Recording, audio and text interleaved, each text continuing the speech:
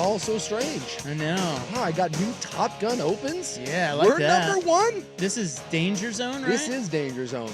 We are going to the Danger Zone. Yes. Dude, Kenny Loggins, let's go. We're on the FM. We have new opens. The new voice guy, that's throwing me for a loop. Yeah, the new voice guy. I'm not going to lie. That's probably been my biggest, I'm going to have to make the biggest adjustment because, of course, I was listening to my favorite morning show, Dirt and Sprague, and when we made the flip, the new voice guy, who, while he is fantastic, it's just, it's different. I've yet to adjust. You know what it is? It's fresh. It is fresh. It's fresh. Everything it's hot. Everything has to be new. That's right. New and exciting. Yeah. Although that's more of a Love Boat thing. Exciting and new. Welcome to our show. Yeah. We are Isaac. Mm-hmm. That's me. Yeah. Some call me Asachi. Mm. It's a brand.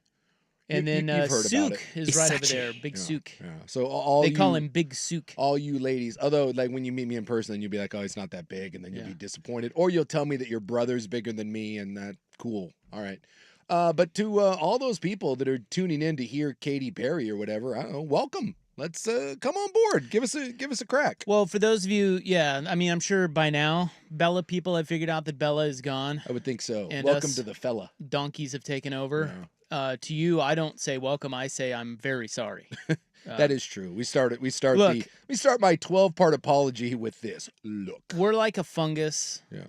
We'll grow on you. Yeah. And you kind of can't really get rid of it. No, just give us time.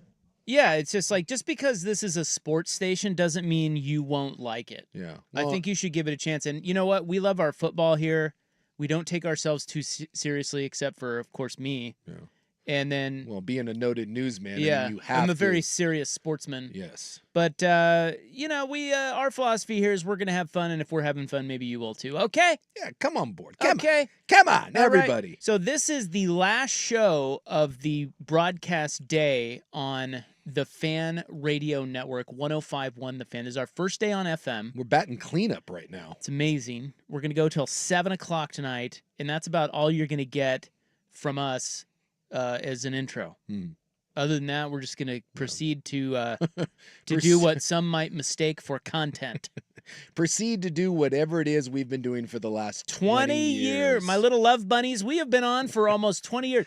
This radio... Love bunnies, meow. So this station, this radio station right here that you're listening to, some of you, it may be new to you since we've moved to the FM here, but it started in 1990.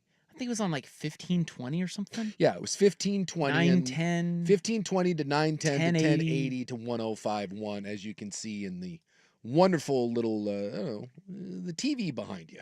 So 35 years, this has been the longest running continuous all sports radio station on the West Coast. Mm-hmm. It is a very big deal, and it's had a lot of great talent come through.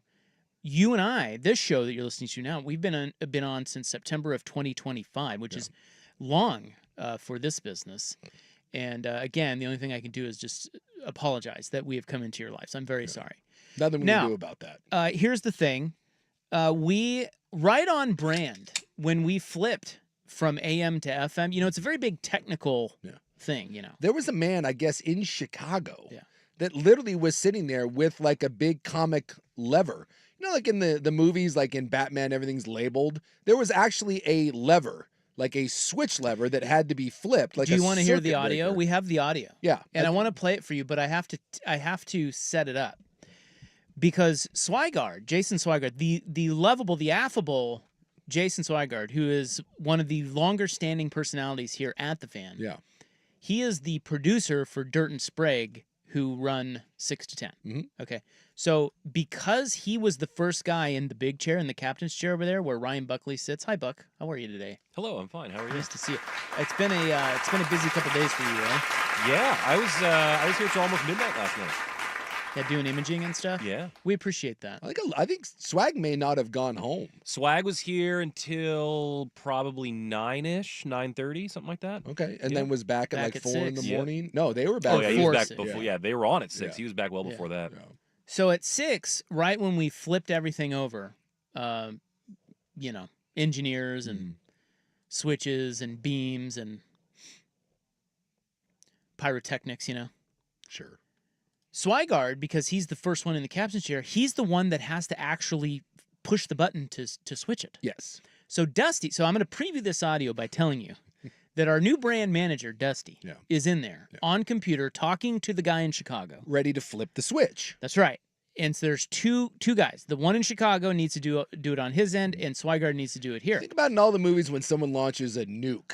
You got to turn both keys at the same time in order to fire this off. So Dusty clearly tells him, Swigard, he says, Swag, I am going to tell the guy in Chicago, go. Mm-hmm. For you, I am going to point. Because he's in the studio, he doesn't want it like on the air being like, go, go, go, go. So it's pretty simple. Go, point. This is kind of cool audio, actually. One, it's just a big day for the fan. Yeah. In the history of the fan. But two, it kind of sounds like NASA. Mm-hmm. It's kind of cool. Yeah. You know, right at the end, the guy, well, I won't spoil it. You'll hear it. But I'm going to play it now, and I want you to guess why. I want you to guess why there is just nothing happens for about 10 seconds. Well, and we did say, because we talked to everybody yesterday when we left, we said, what are the chances that this goes without a hiccup at 6 o'clock? And I said 0. Yeah. I put it more like 0. I went 50-50. Oh, 50-50, my patoot. An Odyssey station. You knew damn well something was going to go wrong, and it was going to happen right off the bat. It's our mojo. It's how we do it. And it did. It's been going on since the beginning of time. Yeah, it has. So this is the most predictable thing ever, and here is how it sounded. This is the actual moment that we are flipping from 1080 to 105.1. Is KFXX KWJJ HD2. 3, 2, 1, go. All right, that's the Chicago guy. Okay, I hit apply. I'm refreshing. Refreshing. Audio source took. I'm going to listen. Since 1990, KFXX AM has been the home of Portland's all-sports radio. There's silence. Has continued to run on those qualities. Why do you think that is? It does have a NASA quality. We usher in There it is. KFXX AM Portland. And now, 105.1 KFXX is on KRSK. Portland. Hell yeah, Are you fellas. listening? There you go. KFXX is now on KRSK, Yes. and Dusty goes, hell yeah, Hell fellas. yeah. It was kind of cool. But if you didn't catch it, he goes, go to the Chicago guy, and he's pointing at Swigard, and nothing, the guy's like, I can't hear it. It's because Swigard froze.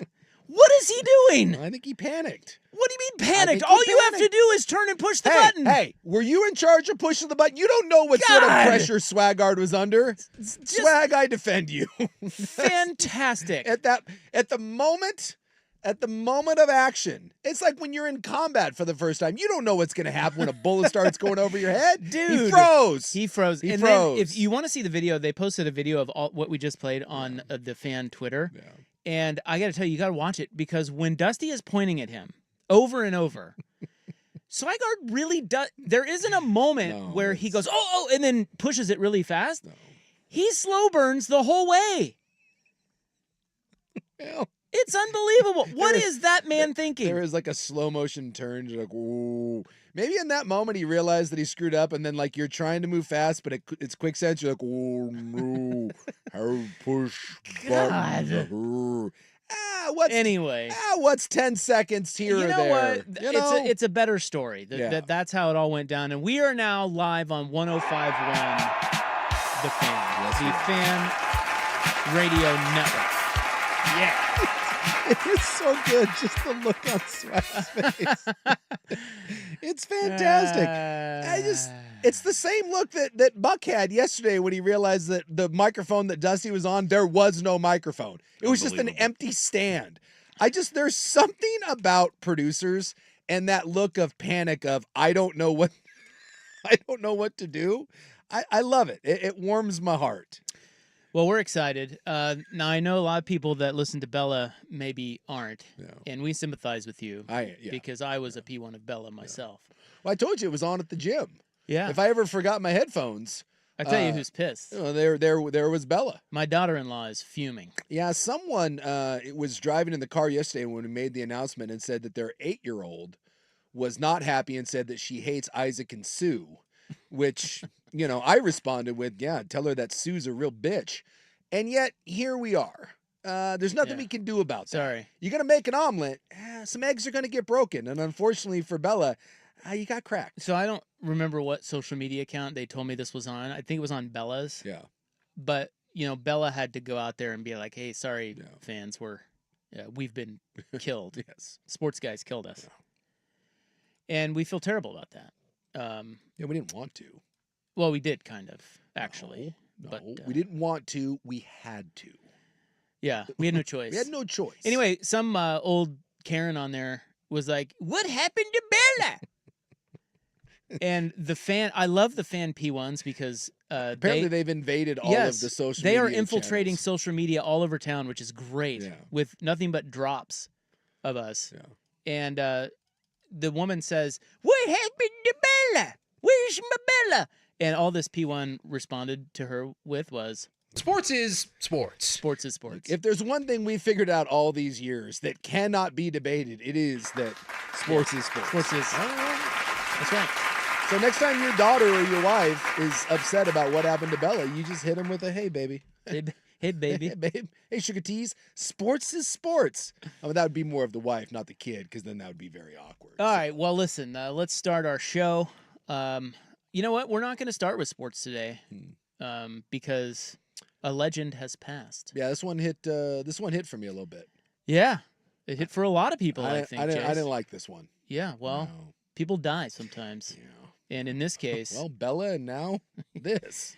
Yeah, on the same day. Is there anything further from each other? If you wanted bookends, like the universe balancing itself out, Bella and this man dying... Well, do you think... Is it possible that Ozzy let go because Bella was no more? It's possible. Again, the cosmic balance, if you believe in that sort of thing, like a yin and yang... Bella had to go, and then therefore, like Ozzy had to go at the same time to make sure everything remained balanced. And for those asking, no, 1080 does not go away. No. That's why we're calling it the Fan Radio Network. Yes. Because you have 105.1 1080 simulcast. And we also have AM 910. Yeah. For some cool sports. So, yeah, we're taking over. All right, Lars? The sports network. Buckle up, Lars. The Fan Sports Network is here. All right, Deal with it. We'll talk about Ozzy Osbourne. He has passed at the age of 76. We'll kick it off there next on 105.1 The Fan. Dirt and spray.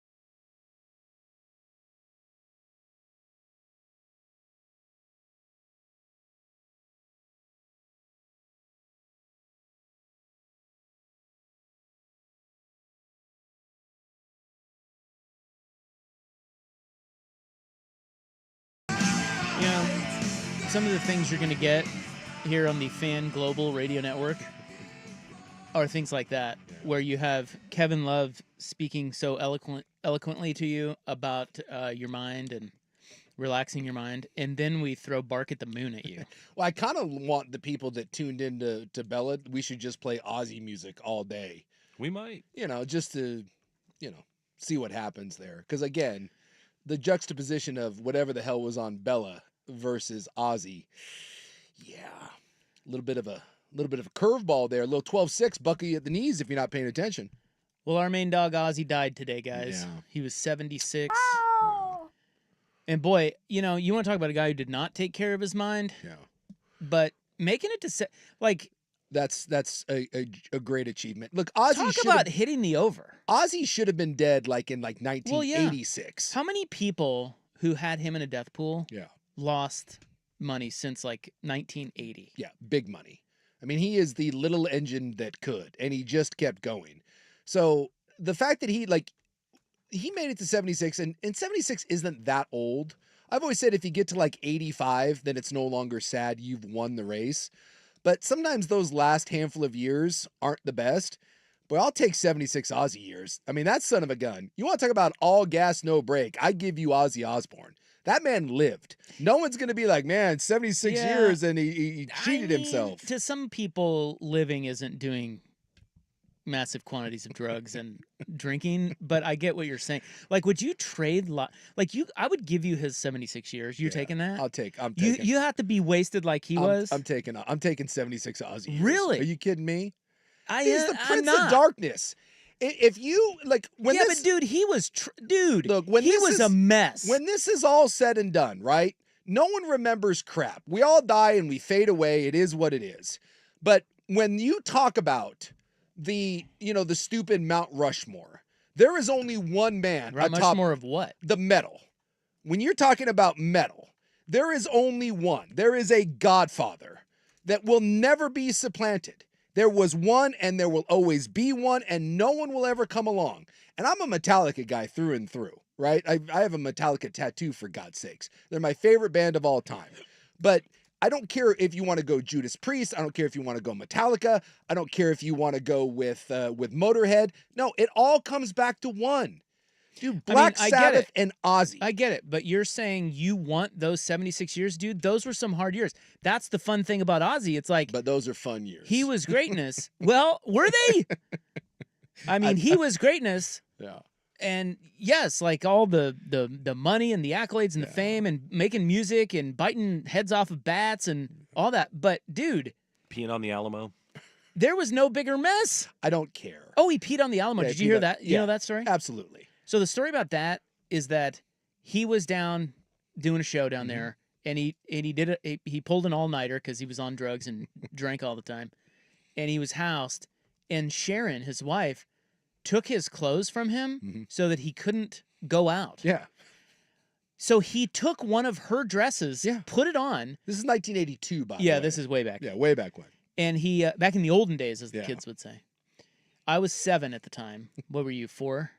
What year were you born? Yeah, you were. And so he wears one of Sharon's dresses and he rolls out. Now, he didn't pee on the Alamo. No. He peed on, I think it's a statue across the street or something. Yeah. But it was in the Alamo adjacent. Yeah, he was in the area. And he I guess he lifts skirt and pees. And then he got arrested. Yeah. And so they throw him in the slammer. $40. And he gets bailed out for 40. And he was able to play that night because he sobered up in the slammer. And you have the nerve to ask me if I want 76 Ozzy Osbourne years? I don't think I want that. Hell yeah. Dude, he was and then on the Osbourne show, that was just sad. Yeah. It's sad. I mean, come on, that was bad, dude. Yeah. You got to admit. Everybody thought he was sick. He was just drunk. He's just drunk. Yeah. That was a little rough. And that's the part that bothers me. Again, as a metal guy, I don't like that a lot of younger people, their view of Ozzy was that buffoon. Not only was Ozzy the god of metal, but dude, look at what he wrote. Like he was part of the greatest metal band of all time, and look at what they did. Dude, that man was a musical genius. And reinvented himself time after time after time. So it's not just the fact that he was I don't know, this icon. I think when you become that much of an icon and you become that famous, I think sometimes we forget how truly talented he was. And you remember the slurring and all that. Listen to him sing. Go listen to Mama, I'm Coming Home or No More Tears or whatever. Amazing. Like, and that was after like that man had like 4 separate careers and kept coming back despite the alcoholism and the drugs and everything Well, he else. had Parkinson's too. Yeah. They played just the other night. Did you see much of that concert? Well, so my friend, my Metallica guy, he got to go over and be a part of that because Metallica played. So you could buy a stream and it was good for 48 hours. I think I watched that thing about 3 times and I was texting him during the show and he was sending me photos of it while it was going on. And this was over in England. It was the Sabbath reunion farewell and everyone that was in metal was there. And I was asking him, I was like, dude, like, what is this like? And he said, it's unbelievable. He said, it's kind of sad because Ozzy, because of Parkinson, he was in a throne. He couldn't stand. And obviously the performance was a little rough, but he said there wasn't a dry eye in the house by the time they were done playing their set. It was awesome. And he went out there and literally, like, that was it. Like, he only played a couple, right? Yeah. I thought other bands played their music. Yeah. And they did it all for free. Yes. Just because they love Black Well, it was Sabbath. charity and it went to a couple different hospitals and then it went to Parkinson's research. If you haven't seen it, I haven't seen all of it, but I've seen some bands that played there. Dude, it was really good. Yes. Like that was now that's how you go out. And that's my point. It's like he died, what was that, 2-3 weeks ago? He did? Yeah. It was I thought he died today. No. The show was only like a couple weeks ago. Like yeah, you just said he died 2 to 3 weeks ago. Sorry. The show was a couple weeks ago and then he died today. Yeah. I mean, that is literally that's how you want to go. For someone like Ozzy, that the only other thing that could have been better is Ozzy dying on stage and just being like, you know what, one last time, flick the lighter and down he goes. But I just, for a man like that, this is the way it should have went. And I went back and just was looking at the thread with my buddy that I was texting, and I just can't get over him just saying, dude, I'm telling you, not a dry eye in the house. Everyone in that crowd was crying, and everyone on stage, all these hardcore metal guys that have been in the music industry. My buddy has been in the music industry for damn near 40 years. And to say that he was crying backstage watching that lets you know that will be one of those nights, kind of like Live Aid and like Freddie when they stole the show Queen. That Ozzy Sabbath kind of farewell, that will go down in rock history. And it only is magnified by the fact that a couple weeks later, Ozzy checks out and goes and plays a show wherever it is that Ozzy's going to go. He's one of those guys that you wonder, because, you know, what are they, is like the 28 Club or whatever? Yeah. They all I think died it's 27. Is it 27? I think it's 27. That it's was like with Hendrix and Joplin and Kurt. And I think it's 27. Jim Morrison's in that. Yeah, so he's one of those that if he went, maybe not 27, but if he went at 35 or 40 or even 49, even pre-50, I think we'd be talking about him way different. Yeah. In other words, I think his lore might even be greater. But because he made it all the way to 76 and people did see the kind of the, you know, I mean, it wasn't a great look for him on that reality show. No. A lot of people knew him only from that. Well, and his daughter, one of his daughters refused to be on it because she was like, this is like elder abuse. So I'm not doing this. So you just want, I don't know. I just wonder how we'd be talking about him if he checked out early, because most people expected him to, but he didn't. No. Go watch and they're out there now. And if you, I want to say it cost me like $20, I think, to get a 48-hour stream of the Sabbath farewell show. But go find the clip. And I think there's a full length one out there. It's bouncing around. Go find the full clip of Mama, I'm Coming Home, of that final farewell show. And if you don't cry, if you don't get a little tear, you're kind of check your feelings because you're a little dead inside. Well, I can assure you that when I was a youth, and I'm 50 now, the olds of my youth, they thought this guy was demonic. Yes. Like that whole thing with him biting the head off a bat. But as a little kid, that was one of the reasons why I loved Ozzy, because we grew up in that weird era where we were told that metal music was Satan and the devil. And, you know, I try to tell my kids this, like there was like a big push to like get that music banned. And for like a chubby little kid in the Pacific Northwest, dude, that made it all the more appealing to me. That kind of, I don't know, that genre of music. So he did bite the head off of a bat, but it wasn't like, for those that don't know. I mean, that story is real. Yeah. But he didn't do it. He thought it was a toy. Thought it was a toy. He thought it was a rubber bat that somebody threw on stage, and it wasn't. It was a real freaking bat. So he bit the head off of it, and I guess I don't know what happened, but apparently he sought treatment for rabies. He had to go and get some shots. He's like, "Oh, that's not rubber." Whoops. Just even a little much for Ozzy. My favorite's Crazy Train, but I'm not I mean, I was never really, they were a little before my time. Yeah. Sabbath, and I wasn't into metal at the time, but Crazy Train, like his solo career and stuff, like Mama, I'm Coming Home, you mentioned. Yep. And Crazy Train, iconic. Yeah. Absolutely iconic. Well, and like, if you want to go with the best, Paranoid and War Pigs are probably, I don't know. I mean, that's the Sabbath stuff. I also remember Iron Man Sabbath? Yeah, Iron Man was Sabbath. So I associate that with Hawk and Animal. Yeah. Right? Didn't they come out to that? Yep. Well, the wrestlers? Dude, Iron Man has been used in everything. But wasn't it Hawk and Animal? Yeah. Yeah, the Road Warriors. Yeah. They'd come out to Iron Man. That's the only way I know. I am Iron Man. Da-na-na-na-na. I mean, it's hit after hit. Whatever. And Mr. Crowley. I mean, I can go on and on. He's an all-timer for me. And this one was it was sad, but the fact that I had just watched that concert, and when you saw it, it felt like that was goodbye. How many people get to have a appropriate goodbye to where it was sad, but at the same time, I don't know, I was kind of happy. I kind of was like, that's the way it should have gone down. So today was a weird, bittersweet day, as guys that were like kind of my heroes. As you get older, they start dying. It makes you feel old, and that you're facing your own kind of mortality, because these are the people that I grew up with and grew up kind of worshiping. But that's just this was an appropriate tip of the cap. All right, rest in peace, Ozzy Osbourne, dead at the age of 76. Complications from Parkinson's, although we don't. Well, how about this? Complications from being Ozzy freaking Osbourne. How about that? All right, coming up next, all the questions at Big Ten Media Day.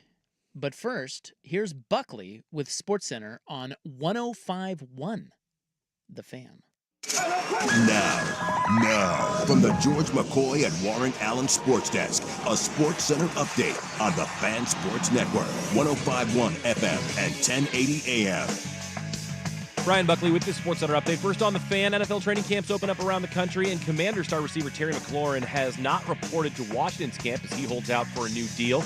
On the eve of Saints training camp, New Orleans defensive back Tyrann Mathieu announces his retirement. The Honey Badger played 12 seasons in the league and was a Heisman finalist at LSU.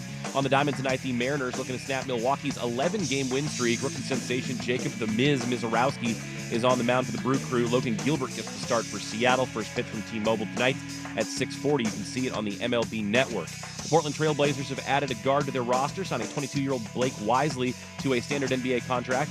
Wesley was drafted 25th overall in 2022 and has been a rotation player with the Spurs over the last 3 seasons. The Blazers also announced their preseason schedule. It's a 4-game slate that starts in the Bay Area against the Warriors on October 8th. Portland will host the Sacramento Kings on October 10th and the Warriors on October 14th before wrapping up their preseason schedule in Utah on October 16th.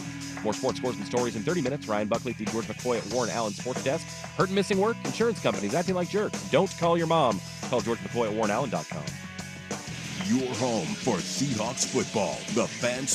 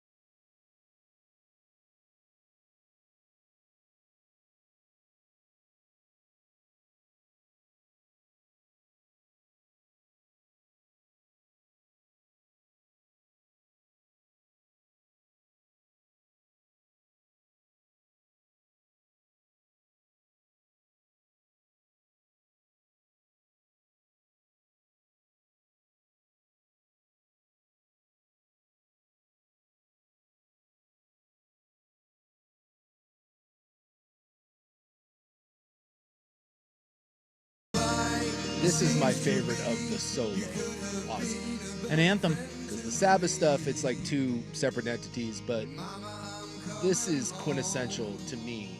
Even though it's not metal, it's a ballad. This is quintessential solo Ozzy. And then, of course, probably Crazy Train solo Ozzy was, the one that I think most people will grab. Fan text line 503-864-6326. Text says Fish plays tonight. Guaranteed they do a tribute song, probably Iron Man. Yeah. I'll report back tomorrow. Are they playing here? Are they at I don't know. They at Moda? I'm not a Fish guy. Don't they play bigger venues than Moda?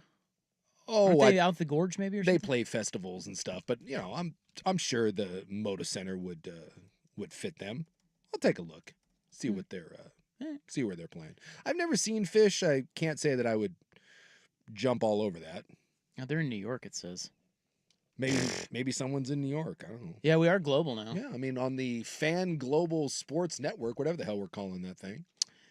Well, today began Big Ten Media Day. Yeah. Out there, and they're in Vegas. Yeah, which is weird. Yeah, well, I mean, I don't know why they're in Vegas. Why not? Because which would you rather go to? Would you rather go to Indianapolis or would you rather go to Las I would Vegas? rather go to Vegas. It's not even close. But for the Big Ten, they've had a lot of success going to Chicago and Indianapolis, and it's kind of weird that they're making all of the Midwest schools travel out west. But here we are. Yeah. Hop, skip, and a jump for Oregon SC and UW, and we can start the No One Believes in Us Oregon train. I guarantee you, because they finished third in the media poll, I think 2 first-place votes, guarantee Dan Lanning is already whipping up his little team out west that no one believes in. Well, as he should. I mean, you got to motivate somehow, right? I guess. They thought last year was a fluke. All those 5-star kids all pampered and spoiled. You got to... Your sweet blue chip ratio. Right? You can't be like the 4th most successful team in the last 25 years and be like, man, no one believes in us. We're the little engine that could. With $1 billion of Nike. We're the new kid on the block. Look out for us. I would say that if he does play that card, he does have a... I mean, there is a path to that being true. I mean... What? Well, there is. They were the number 1 team in the country last year. A lot of the country does not think Oregon can win a championship. And you know this. Period. Ever, maybe. They are like, oh, dude, they're good, but when they get up against the big boy, Ohio State just kicked the crap out of them by 500 points. They beat Ohio State twice. They played them twice in the regular season, and they beat them twice. When Washington goes and loses in the championship game to Michigan, it's true. And when Oregon the very next year is the number 1 team and loses by 30 to Ohio State, dude, that's all some people see. And you know as well as I do that these West Coast teams, and USC even has some of this now, where a lot of the country does not believe in them, and so if he does play that card, he might be right. There is the donkey quarterback from Vanderbilt, whose name I don't even remember. Diego Pavia. Yeah, Diego. I believe he's the 4th tenor. Congratulations. That jackass tried to claim that the Big Ten. Remember, he's like, you want to play in the big boys. You come down here, you mess around with the crappy Big Ten. And someone was like, dude, they've won the last 2 national championships. Michigan and Ohio State. Well, whatever, man. I'd like to see him come down here and make it through a 12-game or an 8-game schedule. Yeah, okay. Buddy. And by the way, apparently that was a big pissing contest today at Big Ten Media Day. Was everyone taking shots at the SEC? Why? Scheduling. So, there's the whole... Signetti said they wanted to go the SEC route on their schedule when asked about their softer non-conference. So they pulled out of Indiana pulled out of, was it Virginia? Or was it Virginia Tech? One of those. Something like that. Not exactly a gauntlet of schedules, but they pulled out of a game against... Like a Power 5 school that wasn't great. Wait, what? We're not going to get Indiana, Virginia? Oh, I know. What are we going to do? So they pulled out of that. And by the way, their next 4 years, they do not have a single non-conference game against a Power 4 opponent. Who, Indiana? Indiana. So are you serious? No, they do not. He was the James Madison coach, right? So he knows the art of not taking losses in your preseason schedule. So Indiana is playing nobody. And someone asked him, they're like, dude, because Indiana got some flack last year in that they didn't really play anyone. And when they did, they lost. And they lost. Virginia, by the way. Yeah, Virginia. Not great. Yeah, really, you afraid of Virginia, for God's sakes? And he said, hey, we are taking the approach of an SEC schedule. Because, the SEC plays 8 conference games. They don't play the 9. And so he said, we're going to focus on our conference. We're not going to play non-conference. And we're going to do it like the SEC does it. Clearly, shots fired at the SEC. Well, someone retorted to that and said, actually, if you look at it, 9 of the top 10 strength of schedules for this coming year, and now granted this is based on last year's results, but 9 of the top 10 toughest schedules. Would you care to guess SEC. SEC. So you kind of look like a jackass when you're up there trying to take shots. But the Big Ten basically is saying, hey, man, if you aren't going to play 9 conference games, F you. And to some extent, they are right. Dave Bartu has talked about this forever. So the Big Ten plays 9. Yes. And the SEC plays 8. Everyone plays 9, but the SEC. And they always have that UT Chattanooga or the Austin P or somebody in the middle of November where you're like, wow, that's another bye week. So the SEC wants to keep it that way because that 9th game, like Buck said, they use as a cupcake. Yes. And so it's just easier. But it's not easy because it's the SEC, and those 8 games traditionally are much tougher than a 9-game schedule even in another league. And some of those schools, see Texas, Bama, Georgia, they usually play now neutral site, or you can call it neutral. Sometimes they play in their backyard. But most of those big SEC schools do play at least 1, if not 2 games against power 4 opponents, and sometimes big ones. Texas, Ohio State, Bama has played a bunch of teams. So has Georgia. Georgia played Oregon.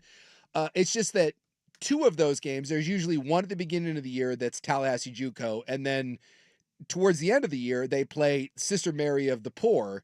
And so it's 2 free games. And the SEC's argument is, well, our schedule is so hard. We schedule tough non-cons, so we're keeping this. And it does feel like the rest of the country is basically saying, well, F you then. We're going to do it this way, including Indiana, which basically has said we are not going to play a non-conference game that means anything. But that's not new. I mean, Kansas State had done that for years. Yes, this is the Kansas State approach. And it's nowadays with the current postseason format that actually makes sense. Well, that's why I said Dave Bartu has said all along that in whatever format, it doesn't matter who you play. It matters how many wins you have. Exactly. So Indiana. So even though Signetti is kind of trolling with that comment, I mean, that's the way it should be. That I totally get why a team. It's the smart way to do it. Yes, would set up their schedule that way. Because they got in the tournament last year. And this is why. So the Big Ten commissioner came out and said that he wants the 4 AQs. He's voting for the 4 automatic qualifiers because he says this will change, hopefully, this sort of approach. That if you give us 4 qualifiers, teams will be more willing to play tougher teams. That it won't just be about wins and losses. Because let's take Miami, for example. I'll have to look up Miami's schedule, but Miami was a 2-loss team last year. And Miami ended up being, I think, 1 or 2 spots removed from the college football playoff. And the idea is that even if their schedule had been crap, had they had 1 less loss, correct, Miami's in. Correct. And so, like, we need to move, in my opinion, in order for college football to move forward, we need to get beyond that. Because it sucks that we're punishing people for playing real opponents, and we're going to reward teams, Indiana or Kansas State for all those years. You shouldn't be rewarded for ducking people. Now, Miami screwed themselves because they lost to Georgia Tech and they lost their last game of the year to Syracuse. But I don't have a lot of respect when your schedule is Indiana's schedule last year.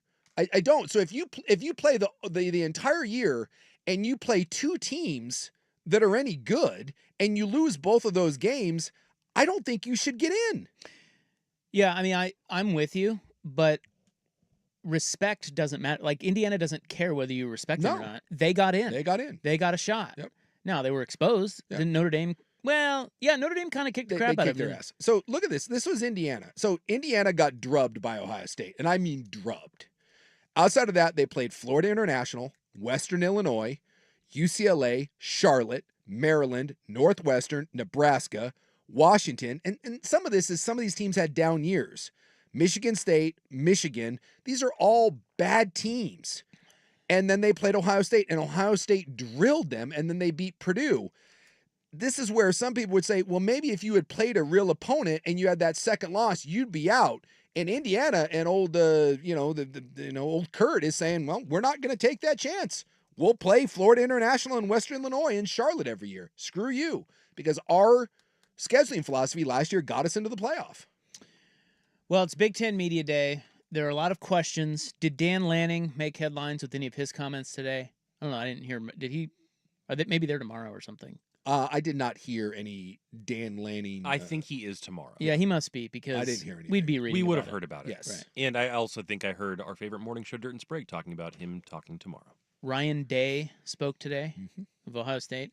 A lot of questions. We'll wrap up our Big Ten Media Day talk coming up next on 105.1 The Fan. The Trailblazers offseason brings renewed hope. Will Young save Rip City? Got rolling and finishing with a pretty right hand. Or will the rebuild have another setback? Oh no! We suck again! Keep it on the Fan Sports Network for all your Trailblazers off-season news. 105.1 FM and 1080 AM. The reaction in this city has been really fun to watch. The vibes are back, baby. The Fan. Hey, it's Dusty. Victorico's breakfast tacos are the perfect way to start your day. Fresh eggs, savory meat.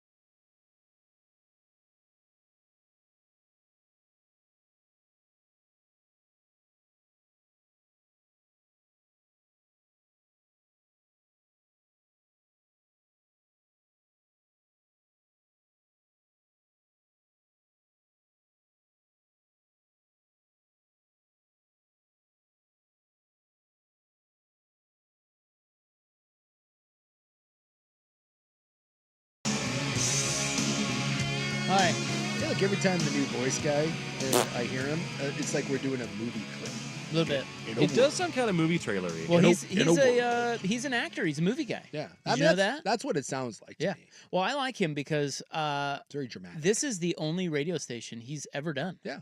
He's venturing into I didn't know that. territory. That's cool. Yeah, so he's venturing into new territory. He's been in Hollywood doing things, like that, but movies and TV shows and stuff. And he's an actor. He's been in some, I forget his name, but his name is Cornell. I don't know his last name, but Yeah. Cornell sounds good. Yeah, Cornell loves Big Suit. Thinks he's great. Besties already. Yeah. Anyway, problematic. Black, please. Thank you. He's great. So Big Ten Media Day is going on, Vegas, and these media days are kind of stupid. Well, they're doing it over 3 days. They're really stretching this thing out now. Yeah. Remember when we used to go to the old Pac-12 media days? I do. And it was one long ass day. Yeah. Now they've just split everything up. But we'd get up at 6 in the morning. Yep. Be down there for interview. They'd have it in some hotel in LA. We'd be down there for interviews, car wash style interviews from 7 a.m. to like 6 p.m. Just coach and player and coach and player. God. Yes, but at the same time, that's all you need is one day. It does not need 2, and it sure as hell doesn't need 3. Well, you don't need to interview every coach and player. No, you don't. I mean, you just want the interesting ones. Yes. Like how many times did we pass on the Cal players? Yeah, there was like a Cal O lineman that would come through, and you're like, yeah, no, we're good here, bud. Although we did interview Jared Goff. Right at the very end, he was kind of a throw-in, and little did we know 2 years later he'd be the #1 overall pick. And boy, I tell you, was he boring. Yes, he was. Well, I was watching that quarterback show. Yeah. He just seems kind of boring. Well, he's a bore. Yeah. But he's got a hot wife. Yeah, and she, boy. Can we talk about that? The Goffs? Yeah, the Goffs. Well, combined brain cells over under 40. Those two. I'm going under. I'll tell you what Vegas has it at. And let me just state for the record, this isn't for everybody, but how do I say this? This is going to be great. This is the first sternly worded email to to Dusty from the FM. That's why I'm going to be delicate. I think I know exactly where you're going here. New listeners. Sometimes they're not going to like Sometimes the sports wives, the collective sports wives. Oh my God. What does that mean? Is there a more obnoxious, self-absorbed, just seemingly brain dead group of individuals that that collectively get together, and that if a meteor were to strike, while it would be a tragedy, you're like, wow, it's all right. That wasn't where I thought you were going. Yeah, me neither. I'm gotta be careful. I mean, to be fair, at least she wasn't just a jersey chaser. She was a model before that. She had her own, she was professionally successful as a hot, and not just an influencer. It's all the same sort of thing. And then they're like, they'll get together and they're like, oh my God, we have important work to do. We have to embroider our player's number on our ass for these jeans. And they're like, that was a thing. That was a thing. That's in quarterback. And they act as if, and this goes, and maybe it's just how they come off, but I've seen enough of these shows and the basketball wives shows where they just find me a more annoying collective group than a group of high-profile athlete wives. Sports wives? Sports wives. Well, I mean, they're kind of like they have all those Real Housewife shows. It's just that. It's all the same. With football. Yeah, exactly. It's all the same because I feel like that comes from boredom, and they really don't have any problems, right? Like they're just people who exist. They're set. Yeah. They're set. Their lives are pretty small. Their lives are set. They're bored. Somebody watches their kids for them. Everybody does everything for them. Everybody sucks up to them because they're married to some high-profile quarterback. And the story is all the same, where we have to pretend they're like, oh, well, we met on a modeling shoot, and I'm like, it was love at first sight. At least like Kirk Cousins' wife is like, he met her before he was Kirk Cousins. By the way, he's great on that show. Yes. Like Brett Bielema, to take it back, Brett Bielema was at Big Ten Media Day, and he said Vegas holds a special place because that's where he met his wife. And then he's like, that would be the end of that story. It's like just, it's a lot of trophy wives that are pretending that they're not trophy wives. And it's just, I don't know. When I watch those things, it sucks the air out of the room. And I'm like, oh my God, just shut up. So Matt Stafford's wife is like she's this. Insufferable. Yeah. Yes. And so is She's got a podcast. Mahomes' wife is like this yes. too. And I think also, if I could add another element to it, I think another part of it is that they get cameras shoved in their face. Yeah. You know? Yeah. And so they feel like they have to present something. Well, it indicates to them that they have something of importance to offer, so then they try to manufacture something of importance, and there might not be anything. Bingo. Yeah, Bingo. There's a scene That in there. right. What Buck just said right there is dead on about Jared Goff's wife, and she's great. I'm sure she's wonderful. I'm sure she is, and I'm sure Jared Goff loves her for all the right reasons. They're really boring. We're talking about the show that's called Quarterback. It's on Netflix. If you watch it, it's kind of interesting if you like behind the scenes and quarterback. I mean, I do. I think Joe Burrow's kind of interesting. Kirk Cousins is a great personality. He's kind of fun. Yeah. And then Goff and his wife are just a snooze fest. But there's just a couple of handsome dumbs. Yeah, they kind of are. He's a handsome guy too, and he's a quarterback. He makes a bunch of money. He looks like Ryan Gosling, and she is a Sports Illustrated swimsuit issue model. And it's just, if you ever wanted the stereotypical like Disney quarterback, like the jock in the movie that everyone's like, I play quarterback. In a way, would it be so awesome to be that blissfully unaware? Like, I play sports, you are hot, I am rich, we are great. There's a scene in there where it was when the Lions were having the really bad year, Goff's first year. And she's like, I just can't go to the game. I've got important work to do. I've got a bikini shoot that I have to go on.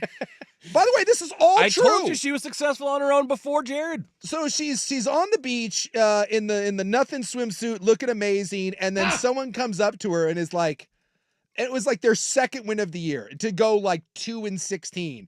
And someone tells her that they won, and she's like, "Oh, what?" Doesn't she cry or yeah, fake she's cry? like in tears. Like meanwhile, she's just like she's just swinging around in the air. She's like, "Oh my God, I'm hot, and we won a game." And I'm like, just, oh no, can we stop? That's what you get when you're filming them. See, they shouldn't be on camera. No, they just don't offer anything. No. And so Buck's exactly right. They're just manufacturing something because the cameras are rolling. So, not everybody's interesting. And that's what we're learning here. And then you have to get like, who is it? Tyreek Hill's wife. Remember when that was on there? Which one? And they were trying to, she's like, no, he's a changed man. And, they had to play out the big love story. And then it turned out he had like 6 kids with 5 different women that same year. You're like, The sports wife might be my most annoying group of individuals on the planet. If I could pick one like concentric circle of hell, like I had to sit at a table, like a buffet table at some sort of charity event. If you just plot me down in the middle of a bunch of quarterback wives, I think I might just drown my head in the punch bowl. I don't think I could handle it. And for those asking, yes, he was the one who was featured on Hard Knocks back when he was with the Rams. Yeah. Or maybe it was Lions, but I think it was the Rams. No, it was the Rams. It was the Rams back then. Jared Goff, he did not know which direction the sun set. Yeah, he was like taking a helicopter ride for the HBO cameras, and they're like looking out at the distance. He didn't know what direction that was. But again, he's a beautiful idiot. He's married to a beautiful idiot, and they're rich and beautiful together. Their lives look great. It's a great life. They look great. I don't need to see her getting Jared Goff's number embroidered on her ass jeans. And that's what she was doing. And pretending like that's some sort of monumental task. I support him like no other. I support him no matter what. Anyway, we interviewed Jared Goff back at Pac-12 Media Day. Oh, yeah. We're going to weave that back in He there. was really boring then, too. And he was in – it was the very last interview of the day, and he was about as into it as we were. And then I get home, and the next day we come in for a show, and our boss, Tim McNamara, goes, man, boy, you guys were great yesterday. I heard that Jared Goff interview might have been my favorite. I'm like, yeah, dude. You didn't listen. You didn't listen. You heard that's the only one you heard. Because if that was your favorite, you're an idiot. I just like that we were in some sort of standoff. You don't want to be here. We don't want to be here. Whatever. Let's talk. He was like waiting for a ride or something. I was like, all right, I'll come on. Get over here. We had one more segment to fill, and we're just yeah. It turns out you're the number 1 overall. That was the Joe Shad year. Was the Joe Shad year. You and Joe Shad. Yeah. Where I started a rival, and then Stuart Mandel got mad at me too because I was making fun of Joe Shad. All right, back to our Big Ten Media Days discussion. We'll wrap that up next. We also have audio of a pilot casually regaling passengers with the details of their almost untimely deaths. Coming up on 105.1 The Fan.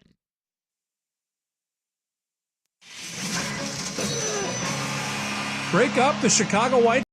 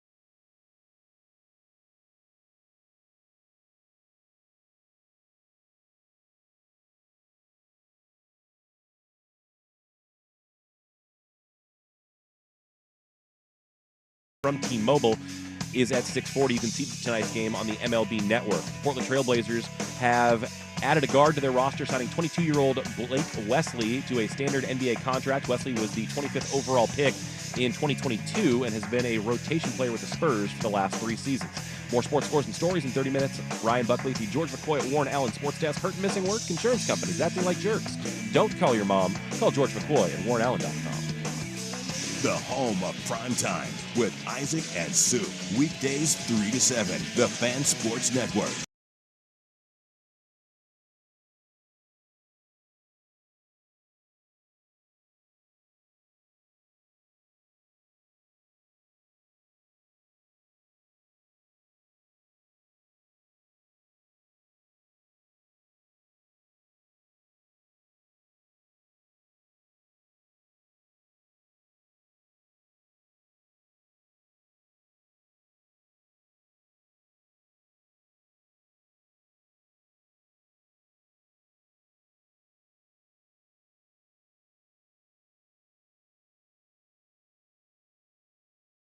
Cats, though, cats are killers. I forgot to tell you something. About cats? Yeah. Yeah. Well, this will just be a little interlude here. Sure. And then we'll get back to regularly scheduled A programming. sorbet, if you will, a palate cleanser. By the way, if you're listening to us on 1080 AM, Yeah. we are now on 105.1 FM. Yeah. So you should flip over. We're crystal clear. You can hear me burp and everything. And better range. Fan Sports Network starts today. It's amazing. Big day on the Fan. Started it. And by the way, before we get to the interlude, yeah, I do want to say it's actually a pretty cool moment at 6 this morning. If you go back on the podcast, anywhere you get your podcast, you can go back and listen to the 6 a.m. hour of Dirt and Sprague. Right at the beginning of that, it's actually a really cool, I think, moment where we flip. Yeah. Go on Twitter if you can, or any of the socials, and look up our 105.1 The Fan, because they actually have the video of it. It's really cool. It's nice. They did a good job with it. Dusty and Cooley and all those guys, and Swag.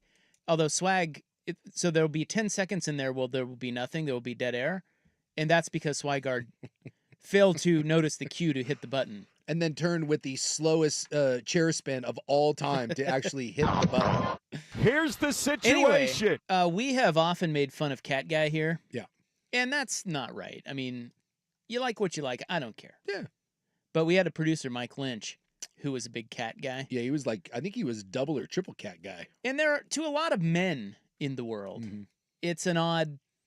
And I'm not saying this is right. I'm just stating a fact. There are a lot of men in the world who view another man with a cat as that's a little off. That's a little weird. Yes. To them. Yeah. A little foreign to them. Yeah.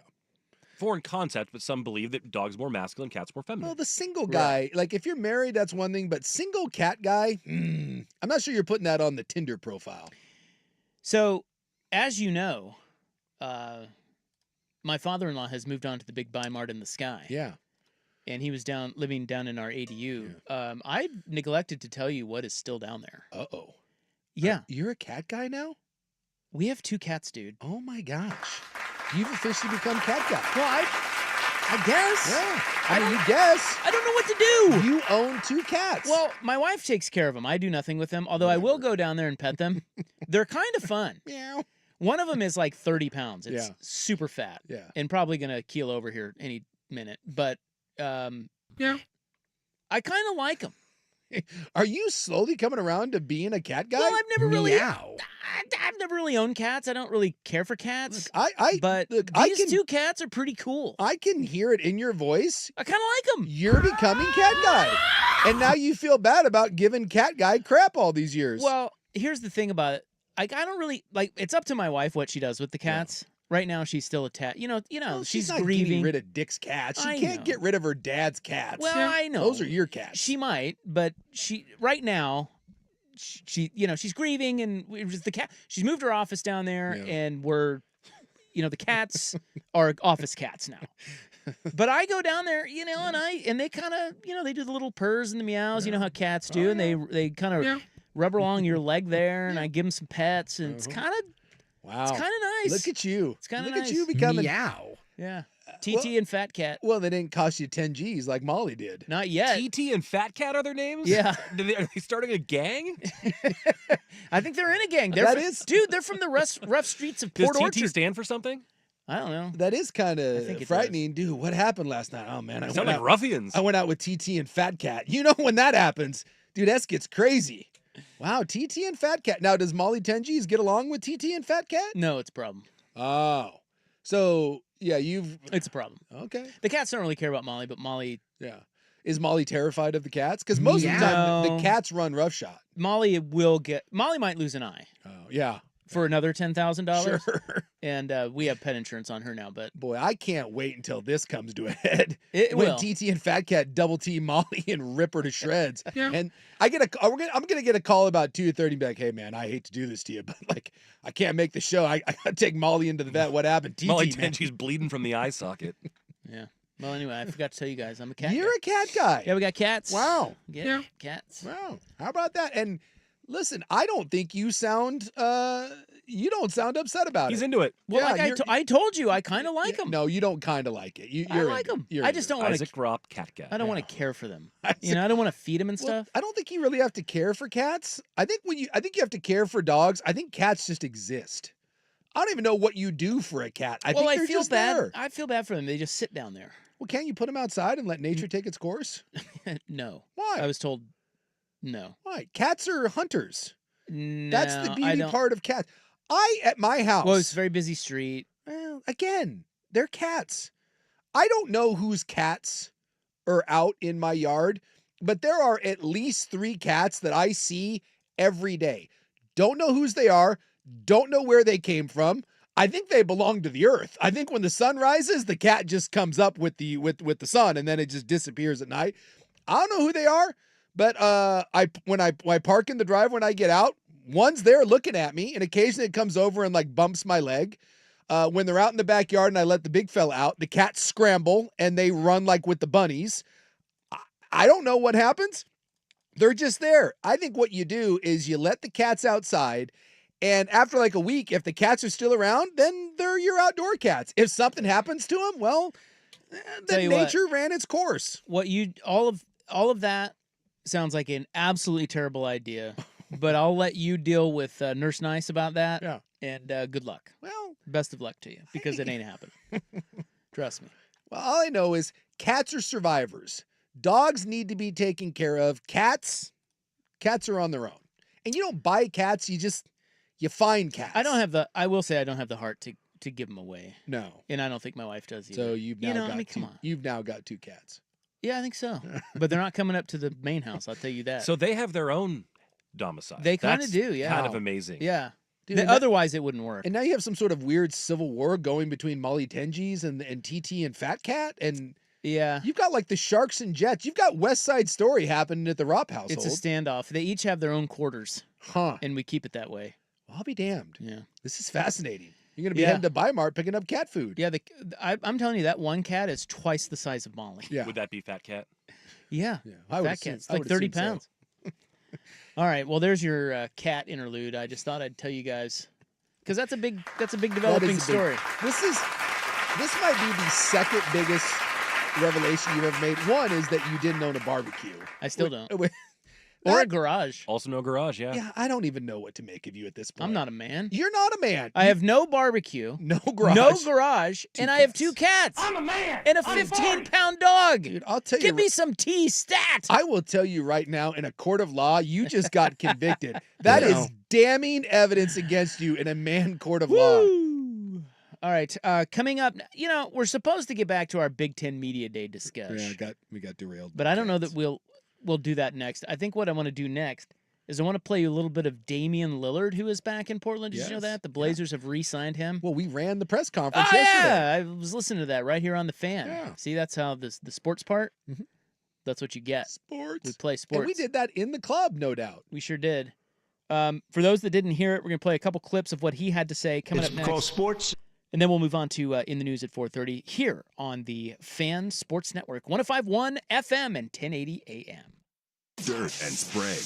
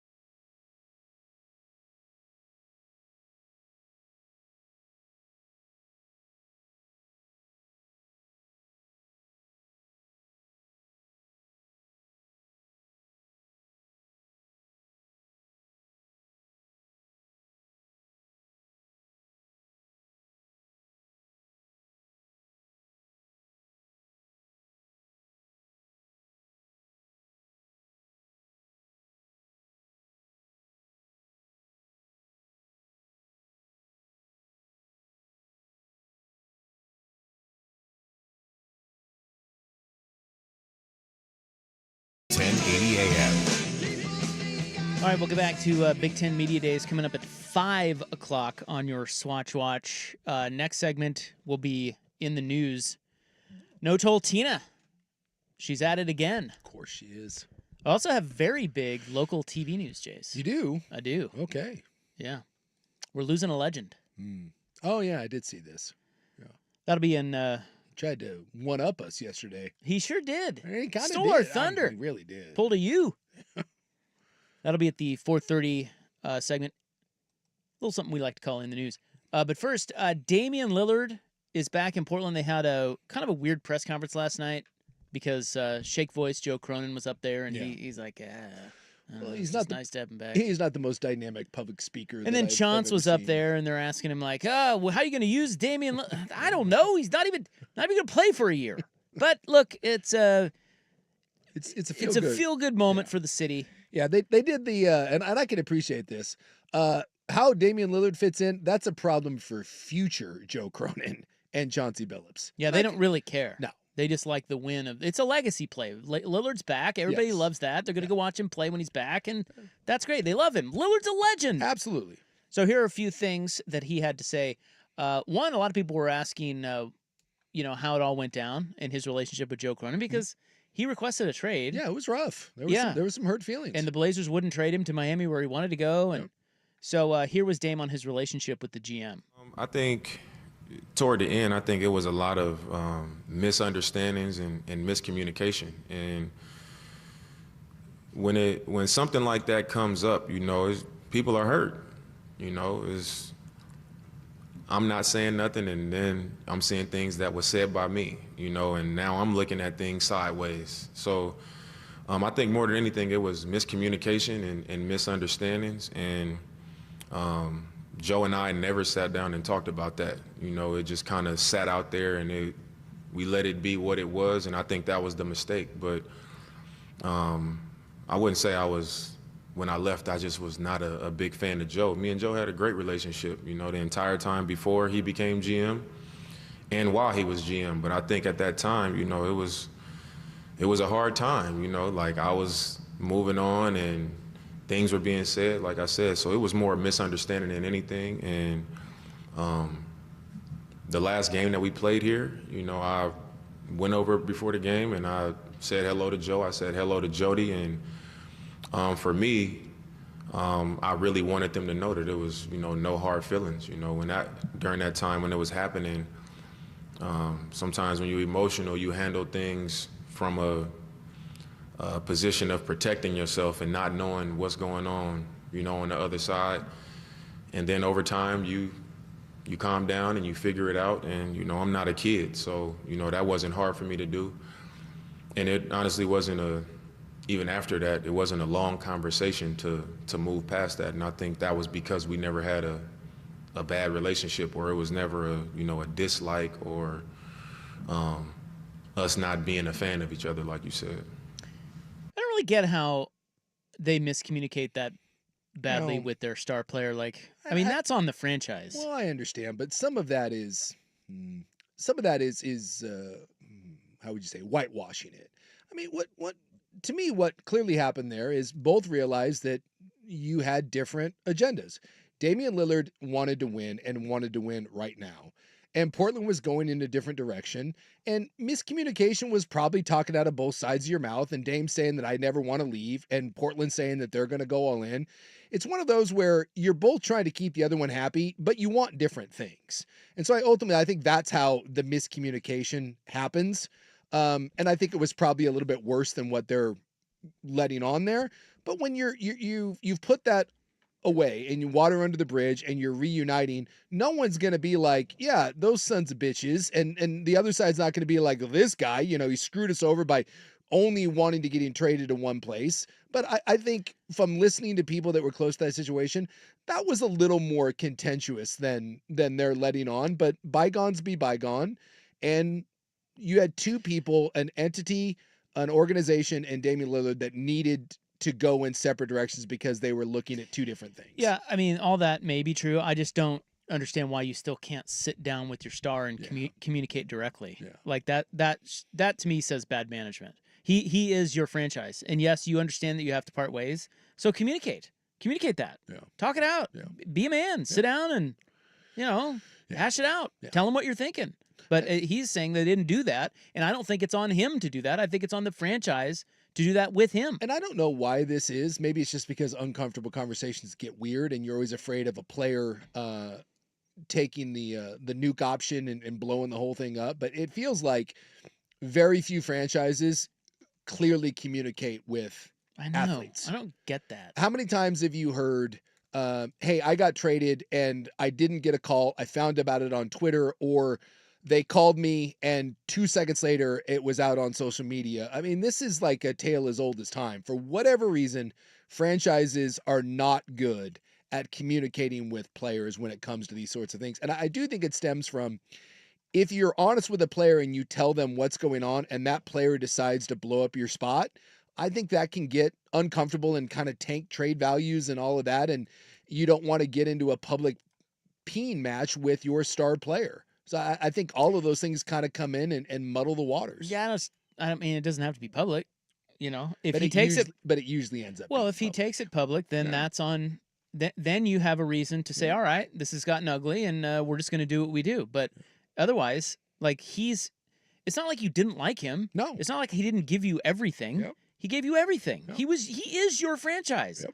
And so I just don't think it's hard to just, communicate. Yeah. Just talk. Well, at least I'll give him credit for a couple years later, both sides being able to put all that crap aside because there were hurt feelings. And well, they're lucky Dame's a good dude and, Yes. and actually is emotionally intelligent. and wants to be here.